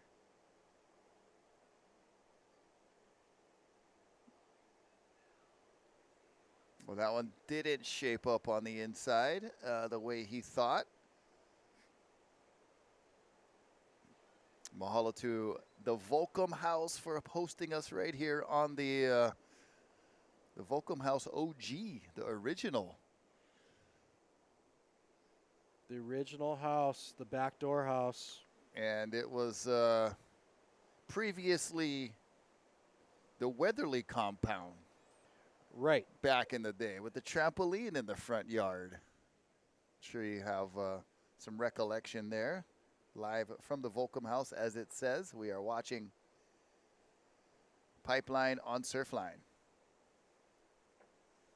The wave is still exactly the same, only the faces have changed. That is what is so amazing to me and what I appreciate about this place. And I mentioned to Makana, it's like this wave has been doing this for centuries, and you know, you look at it right now, change up the boards and the faces, it's doing the exact same thing it was doing 50 years ago. And that backdoor wave was not being ridden like that 50 years ago, however. That was an absolute gem. Where did he find that? That was a great find. Man, that was super lucky, but also very skilled. Daiki Matsunaga, I could tell by the wetsuit. Deep at pipe. Great view from that kind of rear view angle. I love how the different angles that you get watching a live broadcast, webcast, you would never be able to do that if you were just sitting on the beach. Correct. That's the beauty of this. You get to see the rights, the lefts, behind it, whether it's front lit, back lit, yeah, unless the people you're scrambling. Unless you're super enthusiastic and you're running up and down the beach getting those views, you're pretty much parking it in one spot and getting that soul-only view. So, great point of being able to enjoy Pipeline and Backdoor in all their angles.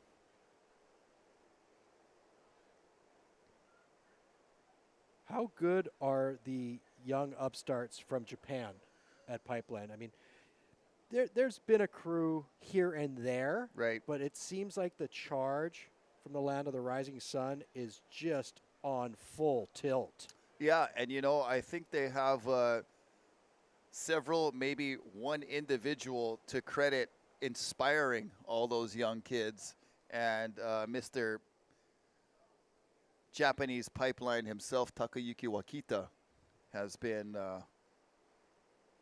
you know, what other international surfer here has basically a name for a section of the wave? Right, and he passed it down to his son. Right. But you know what? We talked about that right and that incredible, whoa. Daiki. That second angle, amazing. Yeah. But We phenomenal. get to But enjoy that right, you know who that was? That was Brody Sale from Oh. Kona. That is not a wave you would find at Banyan's. That No. that kid's got a lucky mongoose foot in his pocket or something. I'm telling you, he's good. He's good at hunting. Yeah. He's a quick study. He studied under Dorian, and he's a quick study, and he knows how to find gems. Well done, young man. I feel like I'm going to be saying that to him for a long time. Yeah, and well done. It won't get old.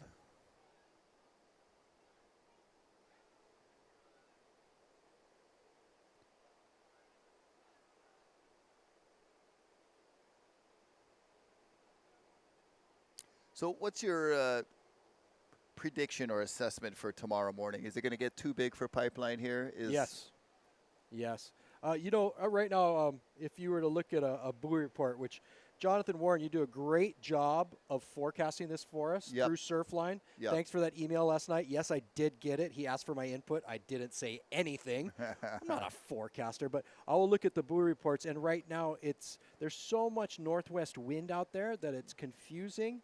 It's saying that it's 20 feet at 15 seconds, which was equivalent to, I mean, 20-foot wave every Right. 15 seconds, basically. Yeah. Right. Yeah. You know, so it's a bit jumbled out there, but I think it underlying. There's going to be a lot of surf. A lot of there energy. hasn't- Okay, what there hasn't been is heavy trade winds blowing the exact opposite way, knocking the swell down as it approaches. In fact, we've had one swell after the other, ushering all these swells in. So every swell has actually overperformed Yeah. as far as a forecast. So I think it's going to be way too big. Is that Jeff Okayama right there? Or someone else? You know, it's Nolan Kealana, I believe. All right. City and County Lifeguards doing overtime duty today, as much appreciated.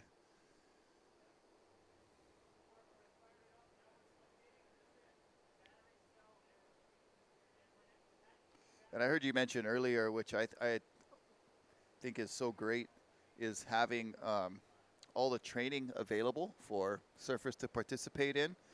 You know, the safest lineup is the lineup with the most lifeguards, in my opinion, or at least the most folks that are trained to respond and know what to do in case of an emergency. And we've seen that knowledge being spread around and distributed quite liberally and deservedly so, that our lineups can be that much safer with it trained goes- folks. Yes, and it goes around the world, right? Mm-hmm. Eli Olsen helped a guy who broke his neck down in South Africa, or Namibia, that crazy left. Yep. Right. Nathan Florence used it down in Bermuda or wherever they were with another man. These are things that, you know, it's knowledge that we'd love to give away. Yeah. There's Not nothing, trying to hoard that knowledge. Exactly. There's nothing better than somebody who wants to lend a hand, Yeah. a qualified hand, as opposed to somebody who wants to bust out their flip phone and get a post for Instagram. That's not the time to get 5s of likes. You'll be way more liked if you actually be a hero, not a 0. Wow, a flip phone. Whatever they got Is nowadays. I that don't made even it know. made in Manila? Sorry, I can say that. Oh man, look at these sets. It is beautiful conditions. The first kind of reintroduction to our somewhat trade wind direction. We've enjoyed all these calm wind, variable wind, sea breezy types of days that obviously make for mostly smooth conditions all up and down the North Shore, but it's these trade winds that fill in here at Pipe that give it that really signature spray off the top of the wave, that picturesque view with the ehukai, we'll say. The ehukai is that sea spray coming off the wave, and it just really fills up the screen very nicely. You know what I've noticed, Rocky, and I'm sure you have too? This interval has changed. Where we were watching it earlier, it was in that 12, 13 second. It was kind of user-friendly. Guys are getting in easy. It's really starting to get throaty. Yeah. It's really starting to get lurchy. And somebody might say, oh, it's because the tide's dropping. No, the tide's actually rising right now. The interval has also risen, and that has made the water, the swell reach deeper in the water column, and it's feeling the reef. This is some tricky pipeline. I'm sure you'll be able to see it, too, on the screen when you see a wave riding up on another one, just right there. Yeah. So here's our new swell coming in and just steamrolling not only the surfers in the lineup, but also the other swells in the lineup. I did see a few waves that were totally piggybacking on another one, and as you indicated, it's that new swell arriving and basically overtaking the current swell. And that was a really beautiful drop, nicely done with the backhand technique. Just ran into a unruly corner of a pipe end section, and that person, I hope, is alive. And can definitely attest to the longer interval. Yeah, he's like, yeah, I definitely felt the wave tickling the bottom more of the wave column, Dave Wassel. You were exactly right.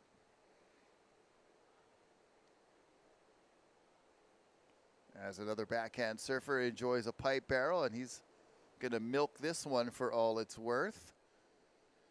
probably a nice time to call it a day. Have you ever been stuck out there at this time of day searching for a wave or not having the greatest session and feeling like I should go in, but I need to find that wave? Every single time I've paddled out has been like that, Rocky. Thanks for bringing it back to memory.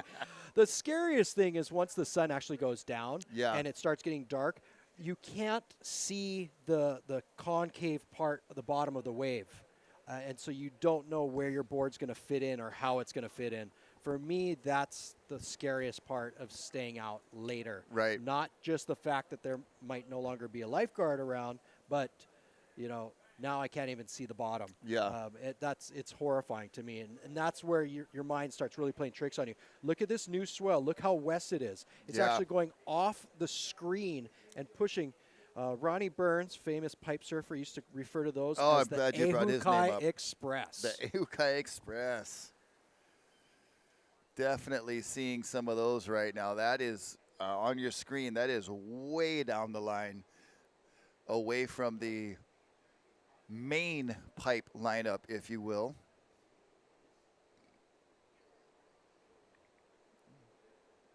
That was pretty well done for how treacherous that wave was, with a lot of residual foam from the wave before.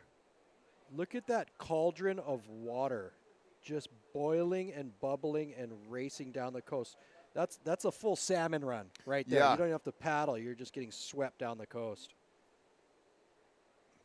There's another really big breaking wave and a courageous drop going right under it very nicely.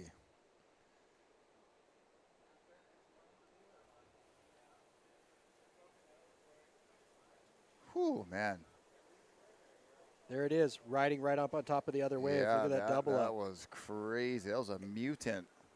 Anywhere else in the world, you're probably hunting for a double up. Yeah. Here at Pipeline, not so much. No. Ugh.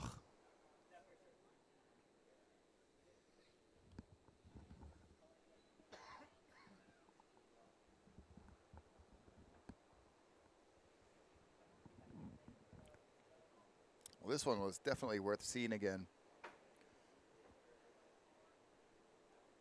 Beautiful big drop. Just got slotted right in there perfectly. And, you know, you mentioned earlier just responding and listening to the wave and behaving appropriately on the wave as much as you can.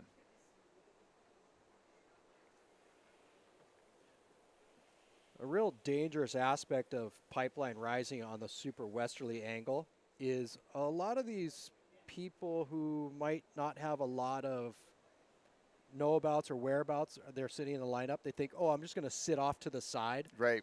What you're going to see happening as this swell picks up and goes more west is the waves actually almost swing past the boil part, the normal peak, and apex up another 75 yards down with all the size and intensity where these kids are sitting thinking, oh, I'm just going to sit wide, I'll be okay. Yeah. You got to be on your toes. It's going to start reaching wider and wider.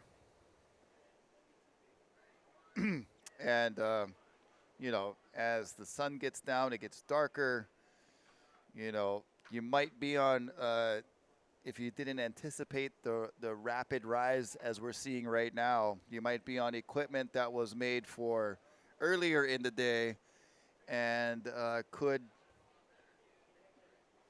end up with either a broken board or a broken leash. And as the swell gets bigger, the current, like you said, just gets so much stronger. It pulls you down the beach, but it doesn't pull you towards shore. And then it starts pulling you back out again. So that is where we will hope that everybody stays safe and our lifeguards don't need to be put in too precarious of a position. But it's getting big fast now. It is getting big fast. And, you know, being a lifeguard, we're always going to do whatever we can to help you in. But it actually gets harder for us to get you once you start going down past the tower. You get stuck in that just pounding shore break, which is not near the shore. Excuse me for calling it shore break. It's actually about 100, 150 yards out. Breaking like a shore break, but well offshore. Right, and it's a relentless pounding. It's really difficult to get somebody.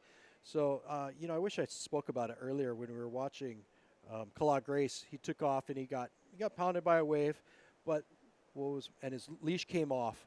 What I saw him do, he popped up and he swam immediately towards shore. Yeah. Because he knows he doesn't want to get pushed down the beach. You want to make it in straight away.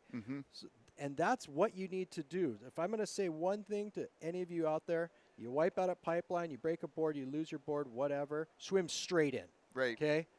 Don't Not to be the a side. fool. Don't take a break. Don't try and claim, oh, I got a cramp, because you're going to get yourself in a world of hurt.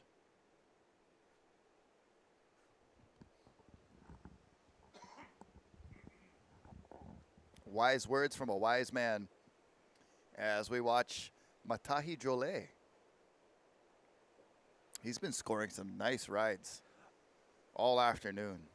Okay, that's who that was. Now, I saw him get an incredible roll-in, beautiful barrel, come out, slam the lip. I'm like, wow, Koa Smith with a tan. Yeah. But it's Matahi, okay. Younger brother of Manoa. I had to poach that one from Kahea Hart. There we who go. was up here earlier. There we go. I had to say, hey, who is that right there? You know, Matahi is really good at finding good waves out here. And I've waves noticed. and scary waves. Yeah. He is fearless. There's a very large difference between Pipeline and Chopo. Yeah. I mean, Chopo is a perfect wave where Pipeline is not. Yeah. Well, we're going to take a quick break and hope you're enjoying the Surfline and Pipeline broadcast. We'll see you on the other side. Stay tuned.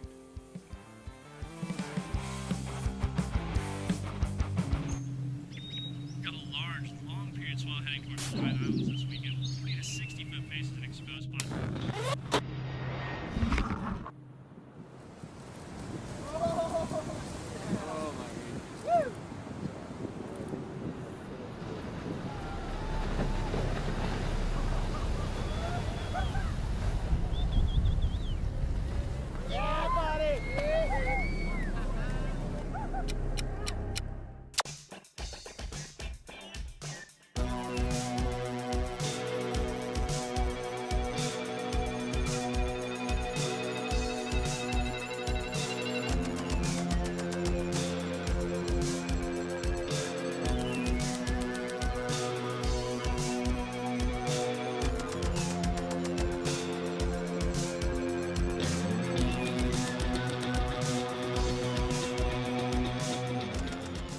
This is a public service announcement from the Volcom houses. Don't matter where you're from, that plastic water bottle makes you look dumb, boy.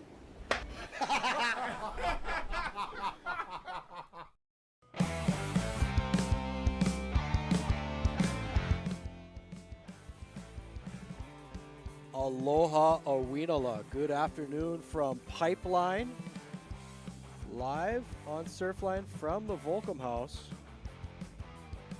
Spocking out what's the haps as we see young Mr. Gavin Beshin styling and profiling.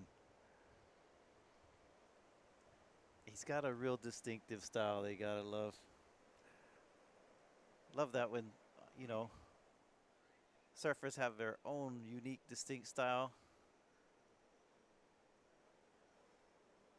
And especially back in the day, you know, it seemed like every surfer sort of had their own unique style. And I mean, we talked a little about, you know, some of the families and so forth, but it's kind of cool, like the whole family, even that, you know, guys like Mason are still carrying on the style of sort of like a family style out on the waves. A lot of times the way you hold your arm out or the way that you want to grab the rail of the board. And so definitely Gavin Beshin has his own unique style that really stands out. You know, Gavin was actually fortunate to study under Derek Ho. Derek and Gavin have a very, very long, unique relationship. They were good friends, and that's where Gavin. And Gavin was always a great surfer, but he definitely learned his pipeline knowledge from the one and only Uncle D.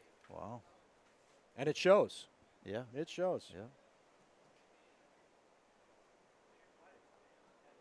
Yeah, he's definitely a cool guy, very respectful, and I've met him many times. Got lots of aloha, so I don't know if when they were younger they came over here or. Yes, yeah, they would come over to visit quite often, but Gavin's parents actually live on the island of Kauai now.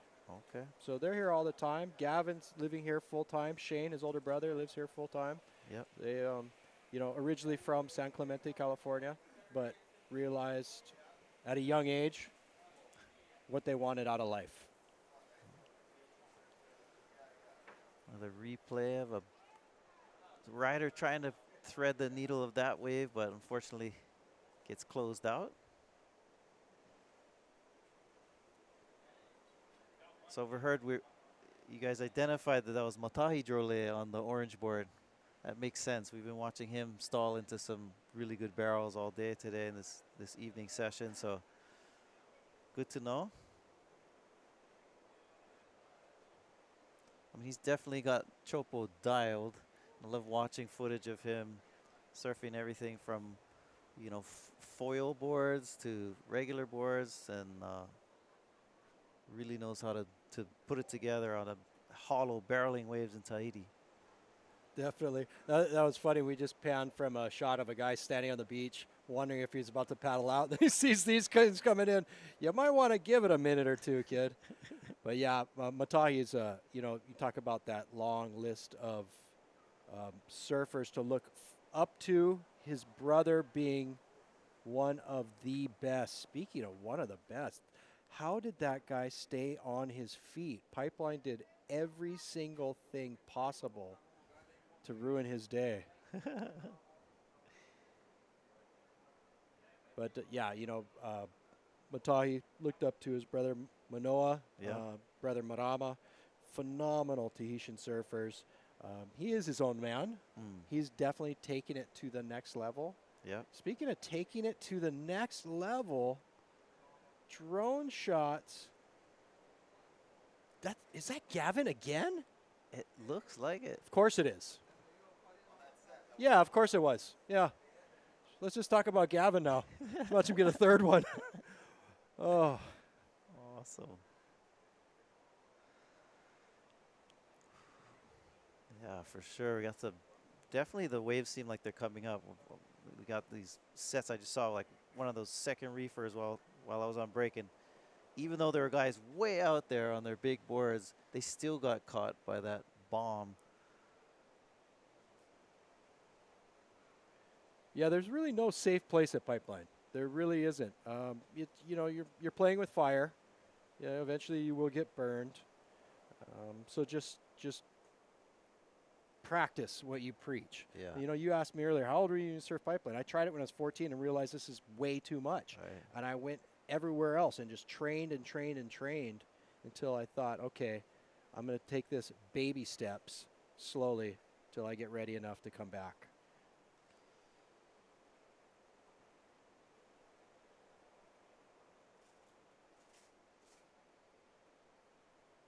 Big boy, big board.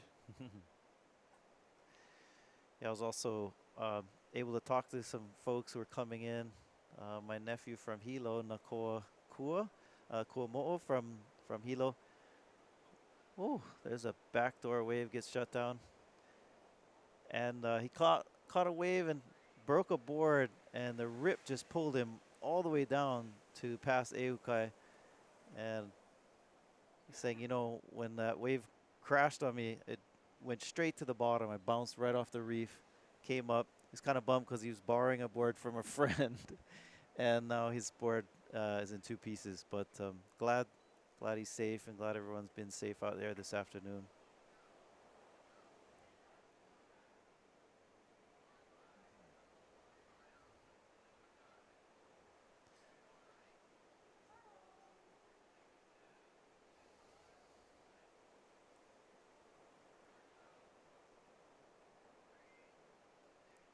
Beautiful time of evening as the sun is setting over there by Kaena Point.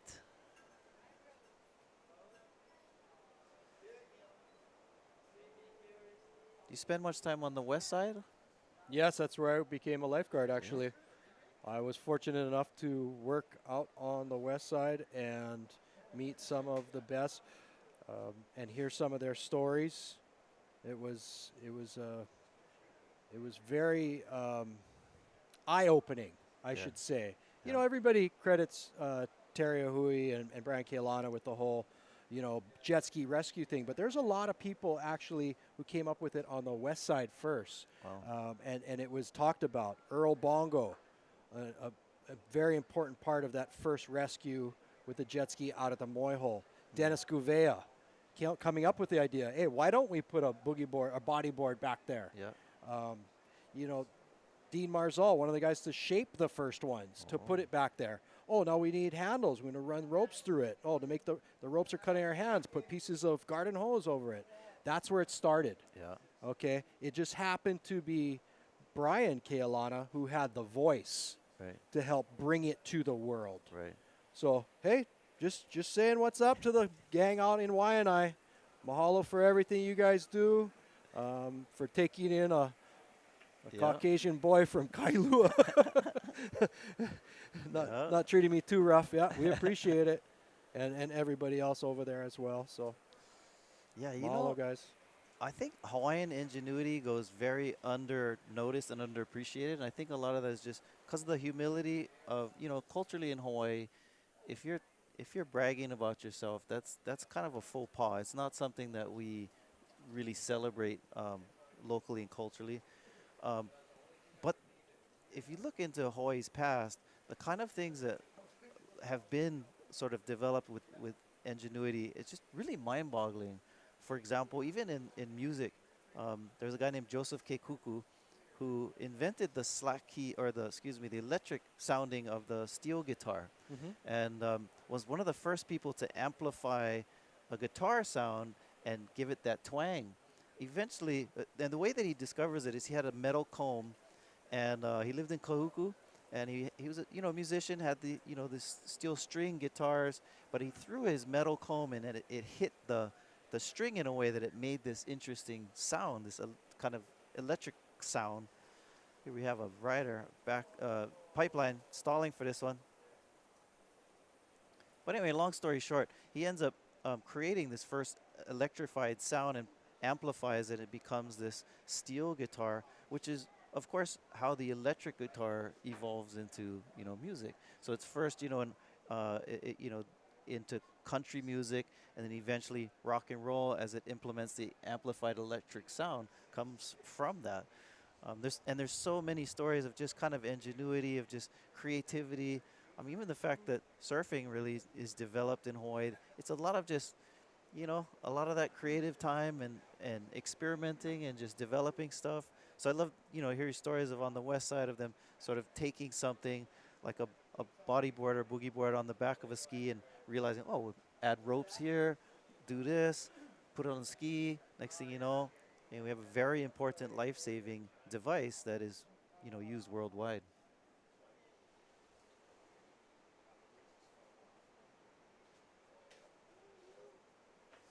Necessity is the mother of invention. Right. I think, speaking of reinventing themselves, I think that was Nat Young who just paddled out. Oh. Nat Young from Santa Cruz, back on the scene. He actually fell off the world tour, at least 5 years ago. But didn't give up. That fire's burning bright. He's back on, and he'll be coming up in the Pipe Masters here. Waiting period starts January 29th. Right. It used to be the Volcom Pipe Pro that they took over the waiting period. Well.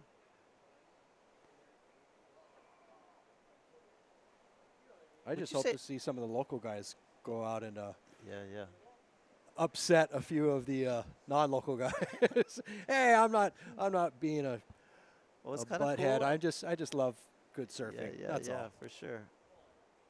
I mean, earlier we saw Imai Kalani paddle out, and Imai from Big Island, from Maui. I erroneously said Big Island because actually his namesake comes from a legend from Big Island. There was a chief in Ka'u named Imai Kalani, And but he was one of the great warriors in the story of Umialilo and some of our ancient Molelo. But they said he was blind, and it's like total kung fu kind of movie in this story of Imai from Ka'u, that no one could beat him, even though he was like this blind warrior. They said his spears were so fast that he could cut your body in half with his lightning reflexes, until someone figured out the secret.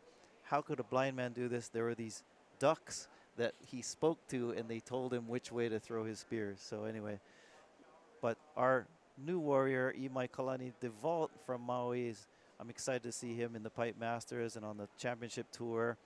And exciting to see some of these young guys have a shot at it. I'm curious how many local guys are going to let in. Usually in the past it was 12 that were straight into the main event. Then they said, oh, you're knocking out too many of our World Championship Tour guys, so we'll have you do a trials, and then 2 will get in. So I'm kind of curious what's going to happen now. Wow, look how shallow it was. Did you see that guy literally just stood up on the reef and went under a 12-foot whitewater? That looks, you know what, here's the thing. Even the photographers out there are wearing helmets. As they should. It's a new thing. I think it's a new awareness of the safety aspect. People are really pushing it as far as they can. They're also getting hurt. Jamie O'Brien, talked to him. He said he wore a helmet today. That's something that's not normal. That's new. But you know, I'm glad he's okay from hitting the reef today. I'm glad he's going to come back and do it again soon. But it's nice to see the awareness, even of your top tier pipeline surfers. Yeah, I remember when Tom Carroll was one of the first to wear a helmet out here, and he was in the Pipe Masters, and I don't know if all his peers thought it was as cool, but it's nice to to see, though, we're willing to look at safety over coolness. That's interesting, isn't it? But it would take somebody like Tom Carroll, who's just the coolest cat in the world anyhow, and people, you know, would have said, oh, why are you wearing a helmet? Oh, because I want to be like Tom Carroll. You can't argue with that. Right. 2-time world champion, multiple Pipe Masters. Yeah, Thomas. Liam McNamara, I saw him earlier here today. He was always known for wearing the helmet.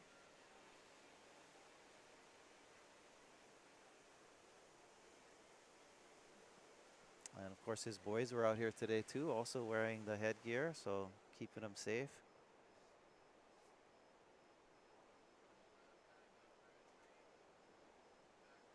Yeah, let's just say this isn't the lucky country of Australia. This is the United States, and here in the United States, when you're playing a full contact sport like surfing at Pipeline, you wear a helmet. Right.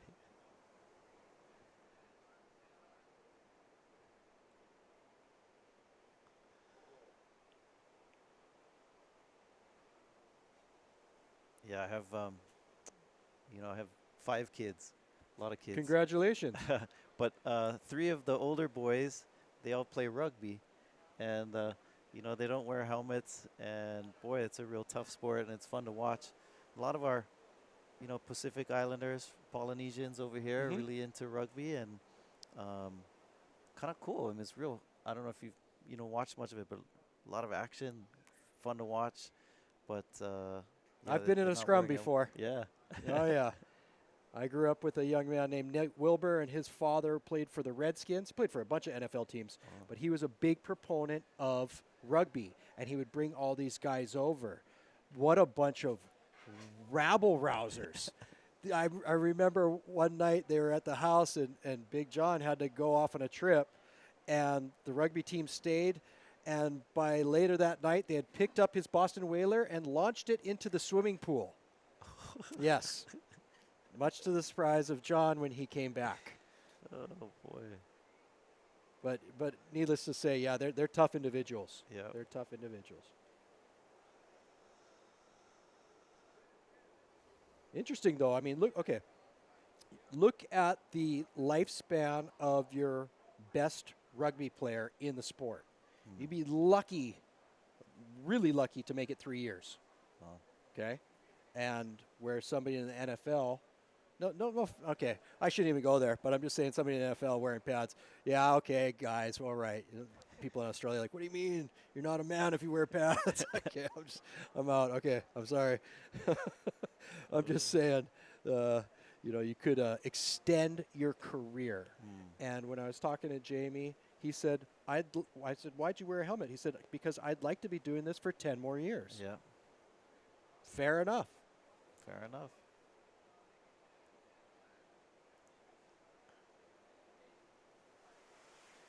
And Jamie's, made a career out of this for many, many years, which is super cool.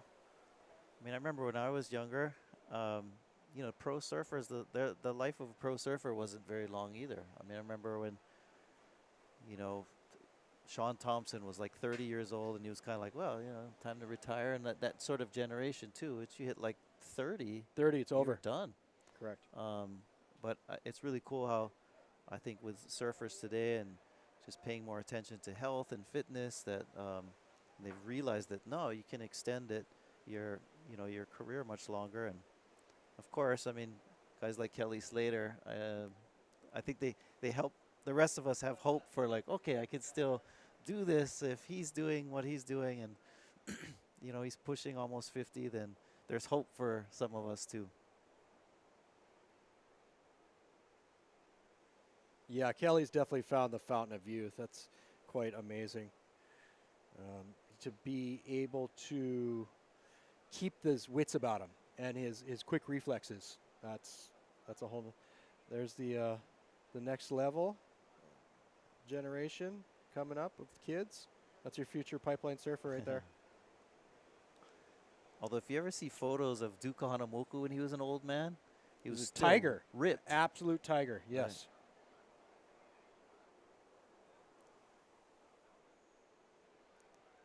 What I love about surfing the ocean, just kind of helps to keep you youthful and healthy.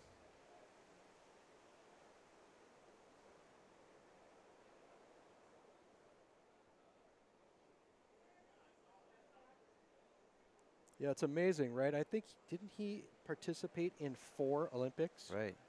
4. Yeah. So over 16 years, he was at the top of his game.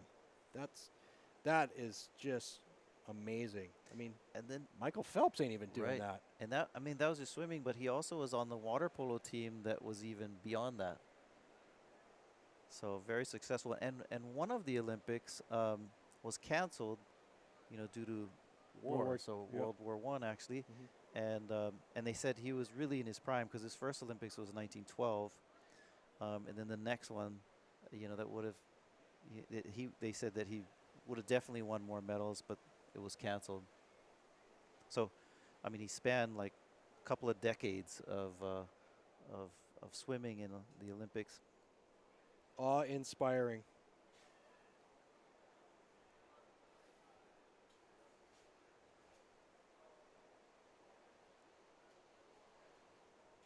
Beautiful shots of the beach here, Ehukai. Right there is the valley where the river would have flown out of to cut the reef to make this wave as well. Right across the street behind Sunset Elementary. I shouldn't say cut the reef. It would have prohibited the reef from growing there. Correct. Right? Fresh water is not too bueno for the growth reef. Of salt of reef, coral reef. Look at Chopo. Anywhere in the world that you have these big channels, it's due to a river. Right.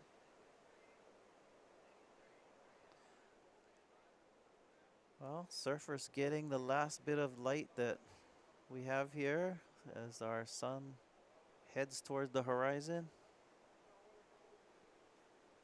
This beautiful Aloha Friday. They're calling this happy hour at Pipeline, and that is because Pipeline becomes the happiest right before dark. Okay, this is just a theory of mine, but the land cools down.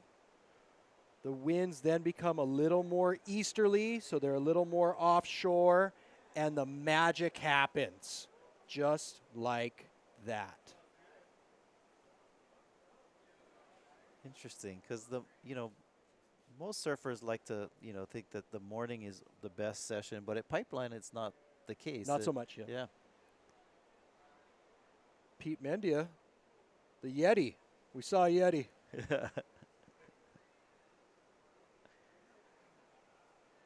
That's Kepa's dad. Oh, yeah. His son, Kepa, a couple years ago at the Pipe Masters, right before it, got the most, at 13 years old, got the most amazing backdoor barrel, and the whole world instantly knew his name. I remember that. And it went from, hey, it's Pete Mendia. No, that's Kepa's dad. Oh, look at this one. Grabbing rail, traveling through, out with the spit. With this glare, it's hard to tell. You know, I could sit here and say thank you to you and Rocky, thank you to Surfline, but really, thank you to Pipeline. Thank you for showing up and blowing up. This is one of the most happening, beautiful spectacles in the last 15 minutes. It just goes to show that this place loves that afternoon happy hour. Look at that thing bottoming out. Yeah, beautiful. This is live action from way out. Trying to get around this section and get to the shoulder.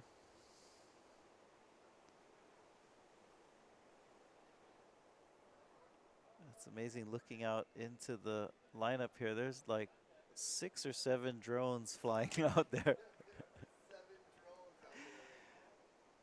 So it's like a Star Wars battle, huh? Yeah, it is. All the little droids flying around, battling. Is that Sean Wingate? That is Sean Wingate right there. Check him out. One of that. I know Sean was one of best friends with Ronnie Burns. They would have traveled all across the globe, including G-Land. Just a North Shore fixture. It's so nice to see familiar faces. You know, as the world changes and we get a little busier, it seems rarer. Right. That we see some of our childhood friends. So awesome. Pretty awesome to see. Did you surf with Ronnie Burns at all? Yes, the fastest surfer in the world. I actually just sat in the channel and took notes when he'd paddle out. He was the fastest surfer I have ever seen to this day. Martin Potter being close, but nowhere near Ronnie Burns. I literally just sit in the channel and watch, whether it's Pipe or down on the east side or Rocky Point. The guy was just textbook surfing at high speeds. I remember looking up to him as a kid, and those videos of him at G-Land, he was just, like you said, so fast, and he was making it through these really long, quick sections and just ripping those waves. Also remember as a kid, I grew up in Hilo, and there was it was called the H-Pack. They had these series of course. Like, they had one in Honolulu. Yeah. Yes. And it was like the best Honolulu ever. And it was it pumping. got almost 10 feet one day. It was macking. And Ronnie Burns was there, and he put on a clinic at our own surf spot. Him and Brock Little, Derek Ho. Kaipo Hakias. And so. Big brown cranking lefts. Oh, I remember.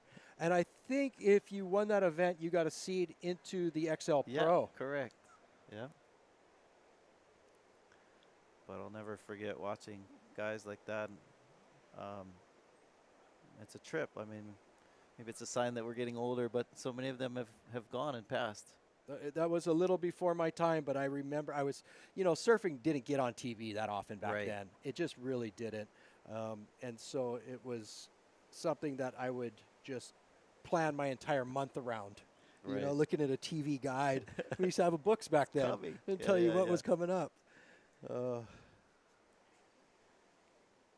now, you're live on Surfline. Action right here at Pipeline, everywhere around the world. You're able to see this. And awesome. And thanks to Surfline, also to Salt and Air Studios for giving us such great angles and from drones to different beach angles.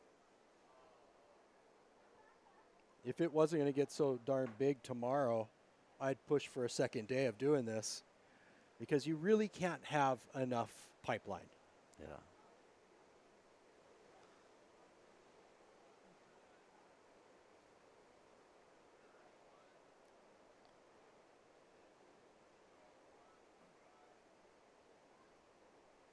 Is that Crosby Colapinto? Rip curl board? I'm thinking so. Paddling out at 6. Hopefully you'll get a couple waves before dark. He's, you know what, he's probably just been sitting there and watching just what we've been watching. Yeah. It really just turned on. So that young man he's very good at finding diamonds in the rough.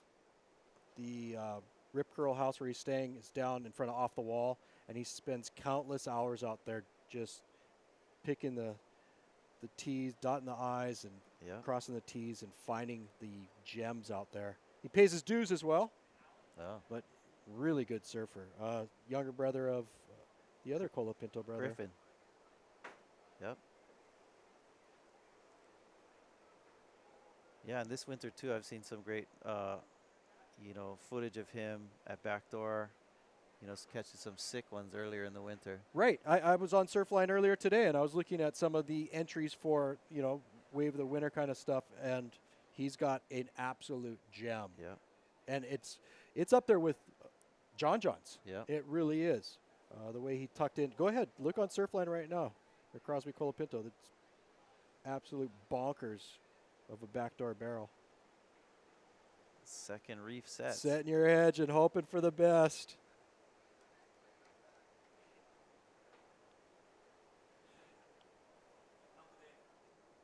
All right, Shion Crawford just came in. It's really such a gamble taking off on the second reef. People are always like, oh, it's easy. You just roll right into it. Yeah, you have no idea what you're rolling into. Yeah. You're rolling right into a meat grinder most of the time. Yeah, and you're committed to it, so it's like you might as well go for it, and then you oftentimes end up with a closeout.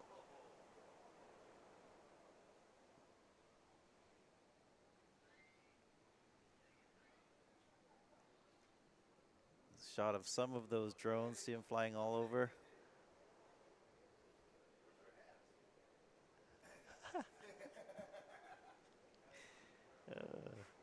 Speaking of familiar faces, we just got a drop in by Mr. Edward Rothman.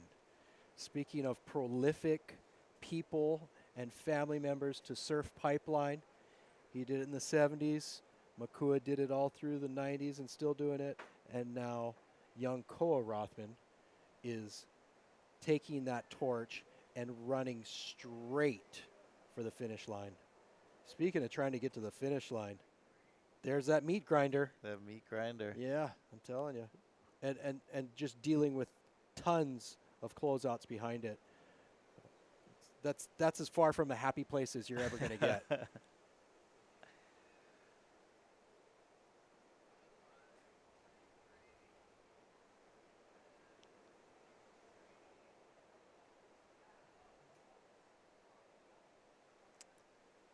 Beautiful sunset. Well, hopefully you're enjoying this beautiful scenic weather. We're going to go on break, and we'll be back as our sun goes down from Pipeline. Aloha Friday.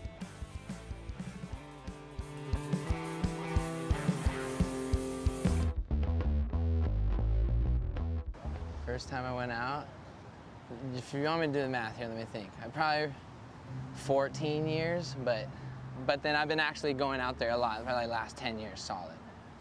32 now. Like as big as it gets, and it's super clean, and like it looks like a swimming pool out there, but it's just like not a swimming pool. It's just perfect. Yeah, I skip out on any obligation I have on this planet to surf pipe when it's good. Mostly my dad and my uncle and my family are like, yeah, my dad and my uncle are probably my biggest inspirations to surf pipe. And then I just live down the road, so it all makes sense. It's like, oh, destiny. You want to watch it for a while and find a nice board and be extra safe and be careful. And if it's a little out of your league, don't be afraid to sit down the way over here. There's a few nice places to surf. But if you feel like you want to get possibly the wave of your life and you're feeling all safe and you got the good equipment, then come try it out. And that's pretty much it. Just be careful, everybody. Pipeline's heavy. This is a public service announcement from the Volcom houses. If you don't got aloha, you gotta go, brah.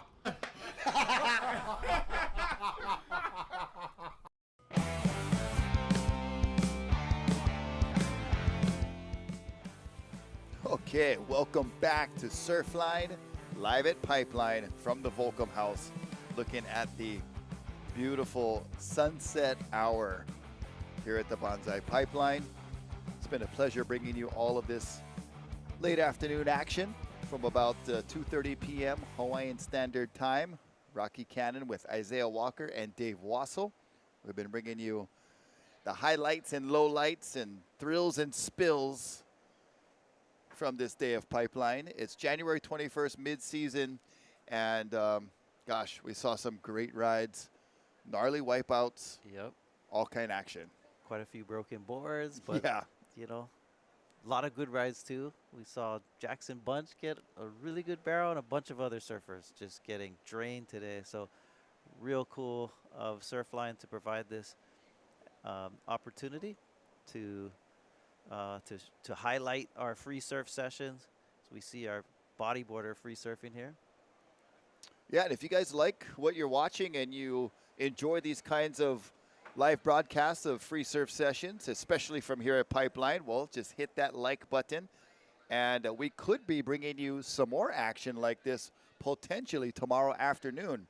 The swell's going to pick up overnight and probably might be too big in the morning, might be a little washy, but it could taper off and be another beautiful afternoon at Pipeline for some Surfline live at Pipeline. So we'll keep you posted on that. Stay tuned to surfline.com to find out exactly what we're doing for tomorrow and the potential for another broadcast of beautiful Pipeline waves. I mean, Pipe puts on a show every good swell for Pipeline, day in and day out, contest or no contest. And there are people that want to watch this place. Yeah, and I loved what Dave Wassel was saying about how there's a golden hour here, the pipe hour, where it's just this, and we can see it too, where just the conditions really got a little more malie, and the surf is definitely on the rise, and lots of barrels out there to be had. So real privilege to be able to sit here and enjoy this Aloha Friday by watching the surf, and hopefully you're soaking it in wherever you're at and enjoying this opportunity as well. Yeah, thanks for staying up late and carrying on with us as we approach the sunset hour here in Hawaii. I know for you folks on the East Coast, it's quite a bit later. On the West Coast, it's pow dinner time already. And if you're anywhere else in the world, gosh, it's either breakfast time or super late midnight action. But wherever you are, we appreciate you guys watching very much. Thank you. And Surfline, thank you guys so much. You know, they've got over 800 cameras around the world watching different spots so you can know before you go. But pretty cool to have the cameras here taking us through the different angles and all of the shots that we can give you. Look at that beautiful pipe wave, still on fire right now. That was my bro, Kelly Parker from Aotearoa, New Zealand. All right. But, also lives in Australia with his family, so okay. Much aloha to them. And he's been earning his stripes out here at Pipeline. Though, yeah. You know, one of our Polynesian servers. So if you're not aware, New Zealand is traditionally called Aotearoa. That's its name. And it's essentially cousins to the Hawaiians. Yeah. Right? So linguistically, culturally, a lot of similarities. And so kind of cool to... And Aotearoa is the land of the long white cloud. And so even though it's very far from Hawaii, a lot of the same cultural traditions and similarities in language and customs and still exist. So pretty cool to have these connections with the the Moana that connects all of our islands together. Bruh, and I will tell you, over there, so much more cold, the water. Oh, I went surfing over there. Got to wear a wetsuit. Look at this one. No wetsuit, grabbing rail, pipeline just explodes. But not able to come out. Oh, man, he was looking for some dinner right there. Oh, almost got the dessert. Big late drop for one of our surfers right there as Kalani Chapman makes it back to the yard after a nice bomb that he got, getting congrats and handshakes from Kala Grace. And look at this. Tube navigation sliding in that high line. Nicely done. I think it's maybe approaching that hour where every surfer out there is like, okay, I got to start looking for my last wave. So I don't want to get stuck out here in dark. Yeah. Oh, my goodness. Look at this one. Oh, if he comes Come out, on. he's Oh, coming yeah. in. It's like, yep, I think that'll do it for me. Gets the high Might five. be one of our Peruvian Tubos team guys, Oh. potentially. He's stoked. That made his day for sure. Yep, got to be happy with that one. You know what's hard as a surfer? So when it's time to come in, right? You don't want to go in on after a junk wave. You got to kind of go out on a high note. But then when you get a good wave, you just want another one. Yeah. It is quite the dilemma. I had one friend, Johnny Millard, and we would be like, all right, let's go in. And I would end up sitting on the beach just because he couldn't, resolve this dilemma in his head, I guess. So I just wait long time, like, bro, I thought we was going in. What you doing? Oh, Yeah, that's the secret. He just wanted to get you out of the lineup so you can get more chance at the good waves, huh? Sly Buggers. Beautiful sunset shot at Pipeline. Looking at this one, grabbing a rail. A little bit tricky. And well done. Can he keep going? Oh, my gosh. Oh, wow. He rode a lot farther than I thought he was going to. The beginning of that wave looked really wonky and expanding and contracting, but he really stuck with it. Got in there, set the line, and nearly had a magnificent exit. Speaking of magnificent exits, right? The sun dips below that last cloud there. Is that Cristobal de Col or is that,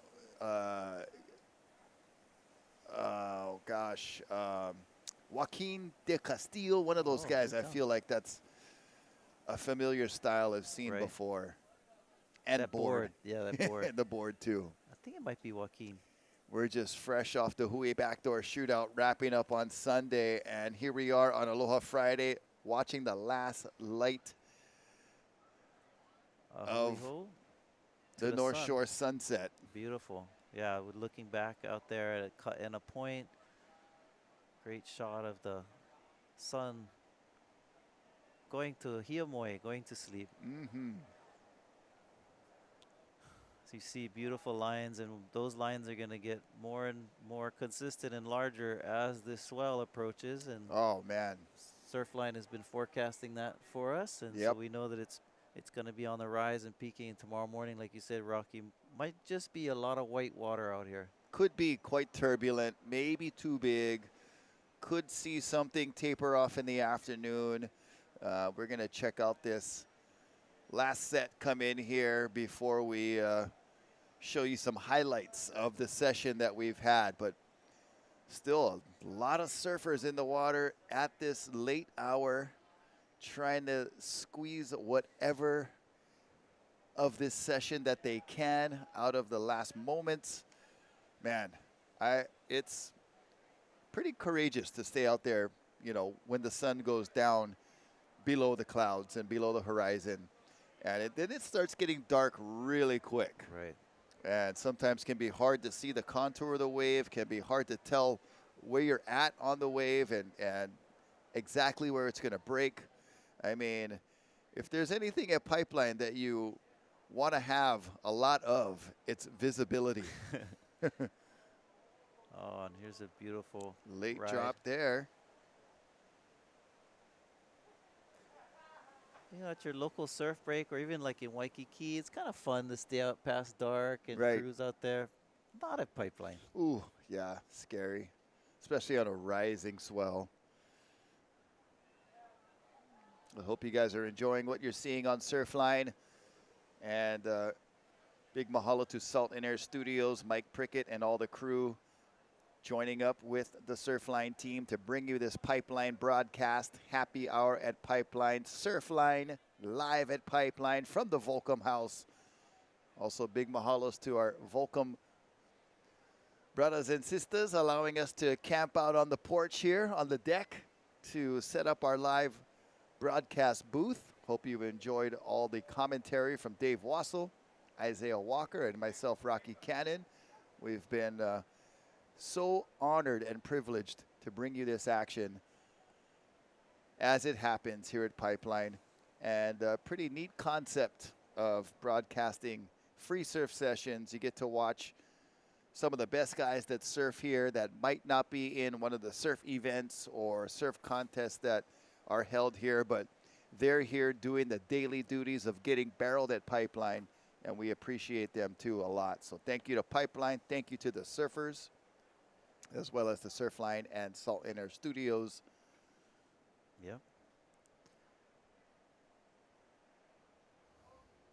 And we'll check out some of the highlights and a recap of this afternoon session, Aloha Friday at Pipeline, January 21st.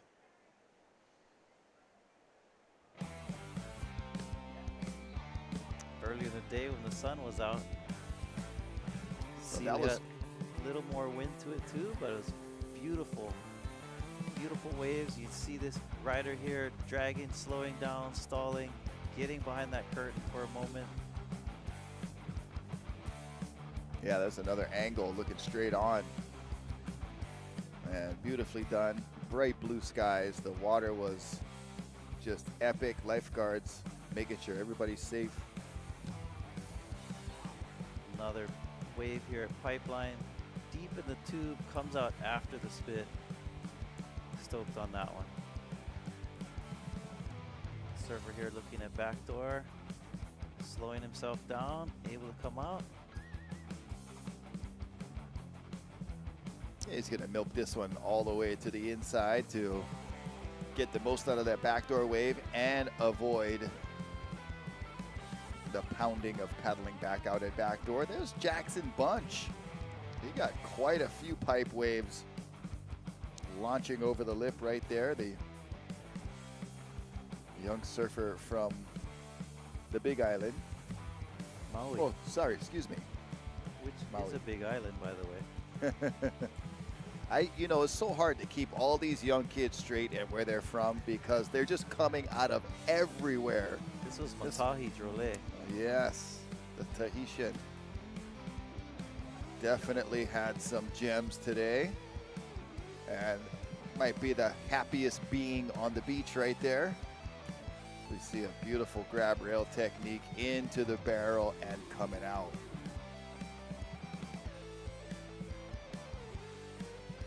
Another one here looking at backdoor. It was a little, not when the swell wasn't as strong as it was, more right. So it was Makana Pang, who we had the privilege of having on the commentator booth here up on the porch. Yeah, there's Jackson again. He was scoring. Now he's got that board and that helmet. I'll never mistake him again.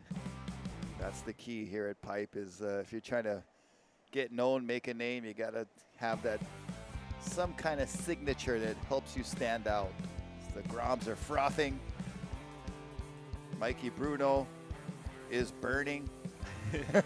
Somebody. Pulling rank. Yeah, he's pulling rank. That's right. Matahi Drole on another one. Gets in that barrel, comes out. Smooth style. This was Kalani Chapman from the outside, just putting it right in the perfect spot. Seen him do that so many times before, still doing it. Shakas. Double shakas. Another rider stalling. Unfortunately, gets clamped right on the end. Beautiful sunset. Wow, what a pleasure. Thank you guys so much for tuning in on Surfline. And mahalo to all the folks at Surfline. Mahalo to Salt and Air Studios. All the surfers out here. Pipeline itself. I mean, what a great day. Can't ask for a better way to end your week. Totally. I went straight from my office out to here. Awesome day to end. Well, you know what? We might have more action for you tomorrow. Stay tuned on Surfline. But for now, we're going to say good night, aloha, take care, and mahalo. We hope.